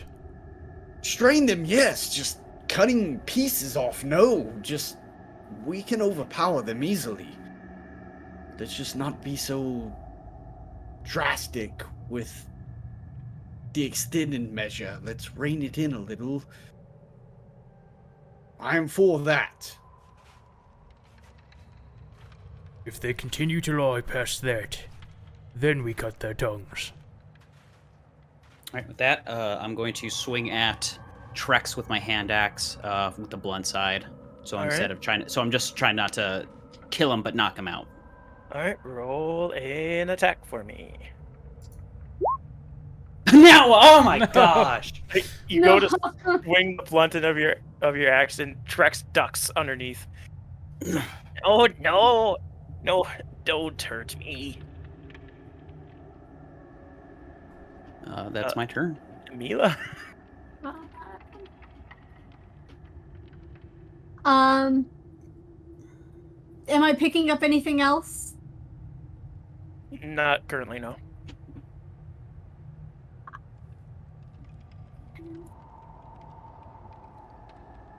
I'm not gonna do anything. I'm just gonna stand there and listen.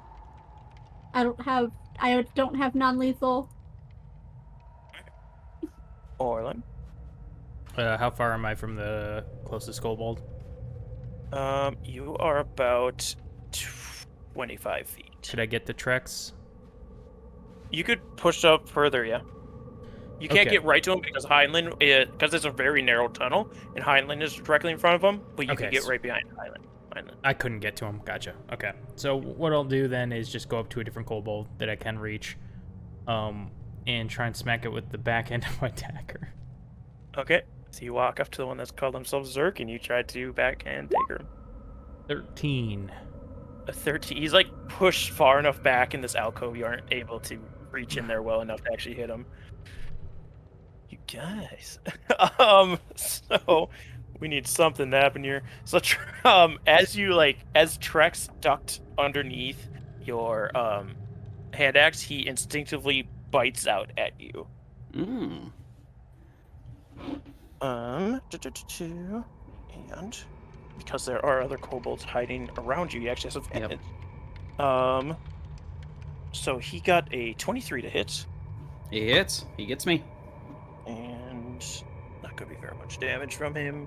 Where is my little dice? Does 4 damage to you as he bites into your leg. Don't act.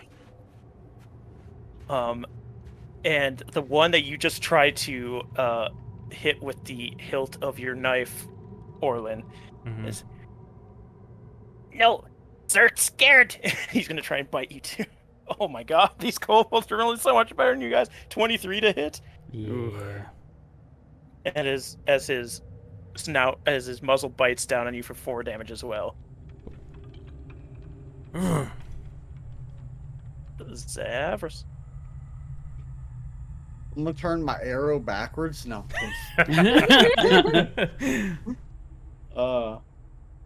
I'm just gonna I'm gonna point at the leader. With the fake ass wings. Like, just stand down and allow us to restrain you. I mean, understandably, you took over a place. Let us restrain you and talk. Otherwise, there's gonna be bloodshed.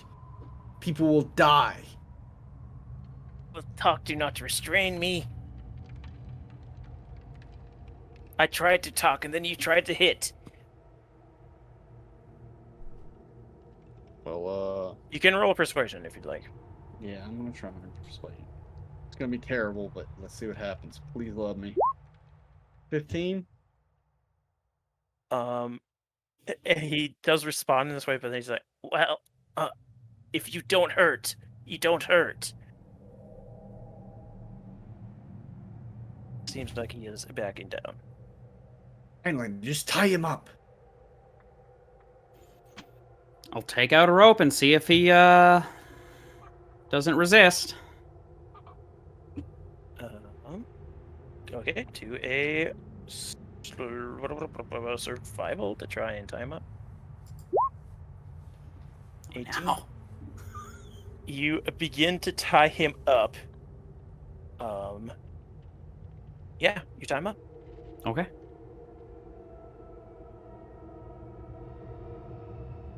That's my turn. But the one that is next to you is still not happy. No, do not have tracks. And he tries to bite you as well. Oh my god. A nat 20? For a total of 7 damage. Jeez. As he just That's a lot of bites again into that part of the leg where he tried to bite you before. And the one that was behind Trex is gonna like fly him over the top of him and also try to bite you. Yep. Okay, that's better. Only a 12. Does not hit. All right. I'm not Mila. taking their shit now.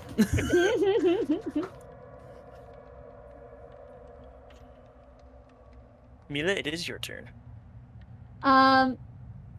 Yeah, seeing Orlin, she remembers, oh yeah, I have a dagger too. Can she get to either of the kobolds? Not Trex, but... You could try to stab at Zerk, the one that Orlin's fighting, but he would have a little bit of cover.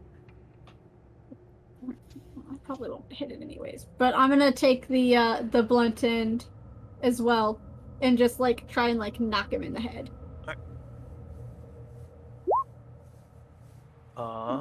That actually hits. So for 5 bludgeon, you bonk him on the head. He's like, Ow, you dead Zerk head. He doesn't go down, but it did hit him pretty hardy. Orlin. I was just about to like back off, and now Mila's jumped in, so I'm gonna I'm gonna smack the same one again, or attempt Alright. to. Bonk. 13 again. God damn. 13 misses, yep. Yeah. Like, as he recoils from Mila's hit, you just miss him. Drex is tied up, but Zerk is not. And he comes back out to try and bite you, Orlin. 21 to hit. Yeah, that hits. 5 damage to you. Okay. Alright. Zavras. Tell your kobolds to stand down. Yeah. Okay, I will try. Do not hurt the big ones. All the other kobolds seem to be in a hungerous rage. Yeah. As they come out. No, we need food. Kobold's hungry. We need When I hear them say they need food, can I like pull a like a bundle of rations, just throw them aimlessly? I'll say, yeah, you can throw them. Where do you want to throw them? Do you want to throw them back out of the tunnel? No, I mean I would throw them towards them, but Towards them, when I say like grab them and throw them aimlessly, I'm just reaching in and grabbing aimlessly. So if you want me to roll something for how many I grab and waste, I'll do that. Yeah, roll a d10. Alright. You want to roll low.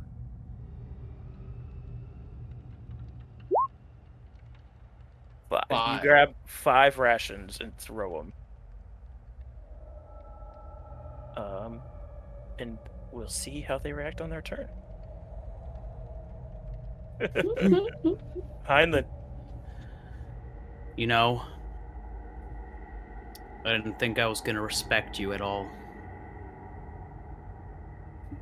But you're, let's just say when you die, you will be brought to a much better place than you might have before. And I swing at, the one that's been biting me. Yeah, there's 2 that are biting you currently. The one The one that one. Okay, cool. 22. 22 will hit. So that's 8 damage. It's damage. It's a huge slash on his as he recoils back into his alcove as well, just holding this huge slash across his chest. That's my turn. He takes his hand off to look at the blood and just and then he comes after you again because you just slashed him. So he's not going after food. He's gonna miss though. As he staggers as he puts his hand back on the slash. That did a ton of damage. Come at me. Protect your leader. Greg was the one that was climbing over Trex to bite you, and as Zavras throws all this food, some of it lands behind him. He's Greg need food. and he turns around and starts viciously eating this ration. Mila. I suggest you all stand down, or there's going to be more of that happening. I'm going to try to intimidate them to Roll intimidation. 23.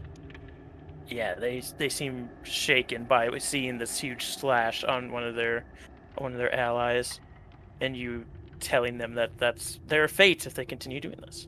Now, my friends here, they just want to talk, so I suggest you stop biting.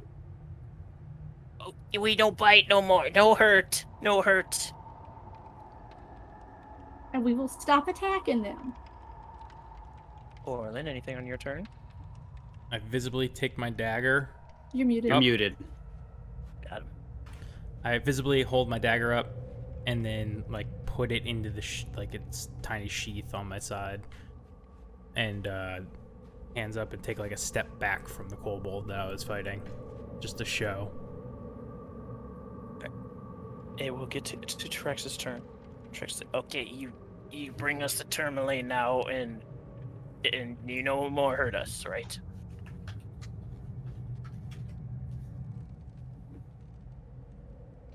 Right. Well, no, I don't think we should bring them to Tourmaline right off the bat. That was We need to find out what is controlling this one. And she points to Trex, who's tied up. Not that you were controlling me with your rope. He was being controlled before the rope. No. We can all talk here like... Oh, sorry, are we still in turn order? I don't want to... No, you're fine. Oh. Now we can all talk like civilized people. Nobody has to get hurt. Where are you coming from? Trex's eyes will dart around and say, I no talk to scary ones. I only want to talk to her. and he'll point, or he can't point, but he'll look at me. You all go outside. I'll talk to her. Scary ones? I didn't even attack any of you. Oh well. I'm just like walk. All right, off well let's step outside with your friends then. Yes, you can bring them. Go with them. Go. Can you guys take his weapons with you? I mean, I know he can fight, but Just Trex don't. is the only one without weapons, I'll say. oh, okay, The other ones have them, but he doesn't. okay. All right. Joe. All right, everybody heads out of the room, correct? Yeah. Except for Mila and Trex, who is tied up. The other kobolds like whimper along behind all of you. You come here and talk to me, please. I will get close-ish. So, you're not taking me to Tourmaline? Why do you think something's controlling me? Because when I looked inside your head, dear, you were screaming that something was controlling you. You didn't know what. You seem like a very strong humanoid, right? Sure, let's go with that. Mila, can I get a charisma saving throw from you, please? Oh, charisma saving throw? I'm actually kind of good at those. Watch out. Shit. Oh, 11. I knew I'd roll. 11. Mila, you look at this kobold. It gets a very sly grin across its face. And we'll figure out what happened next time. Oh, So thank you all for joining us today. Crazy stuff. good man. episode, man. It was a longer one, but I needed to get to a point that would actually make sense to end at. I was hoping to make sure you never got to that point. We had a lot of, can we help these kobolds? Can we not? But I like it. I like the we don't know what to do kind of stuff. So thank you again so much for joining us. I know it's a cliffhanger for a week, but Ooh, no, that's exciting. I can't wait. come back next time. To find Can't out. wait to see how we learn how Heinlein was correct all along. Screw you, Heinlein. Harp, you and I have to talk. We- If what happened, I think just happened. Possibly. Yeah, be sure to check out Swindler's Den on all the social medias, YouTube, Twitch, Twitter. We have a Patreon if you want to listen to the audio-only versions, only $1 per month, just a little bit of help for the channel, and you get all this audio for all of our shows, and they go up pretty quick. We're catching up on Amoris right now. We're like through episode 33 or something at this point. But yeah, if you want to do that, lovely, we love you. Otherwise, they are all on YouTube, as well as Twitch is live. And we're on Instagram. As far as my players, we can find Grizlocke at Swindler's Den, also on his YouTube and Twitch, Grizlocke. Bumbleskum is at Bumbleskum on Twitter. I always second guess myself. At Bumbleskum on Twitter. Twitch is Slime Basher, as well as there is the TTRPG channel over there, the Interdimensional Library, which on Twitter is at IDL_RPG. Yes. Also, same Twitch channel, and they have a YouTube channel now as well. So you can go check out games like Fate, as well as there's a couple of D&D backlog games over there as well, and I play over there in Bumbleskum DMs. You can find the audio versions of all our stuff at bumbleskum.com/IDL. That too. As far as Dyto goes, she plays on this channel on Mondays in Amoris at 7:30 Eastern Standard Time. You can also find her on Twitter at DytoDnD. And she's over on Party Wipe Games as well, so go check them out. And we have TommieTaco, who on Twitter is at TommieTaco, a 4 instead of an A, and Twitch is TommieTaco as well. Yes, it is.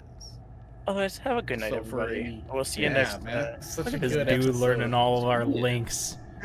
God Oh, damn. Doing yeah. episode of Icewind Dale, Rime of the Ooh. Frostmaiden. Love y'all. Peace.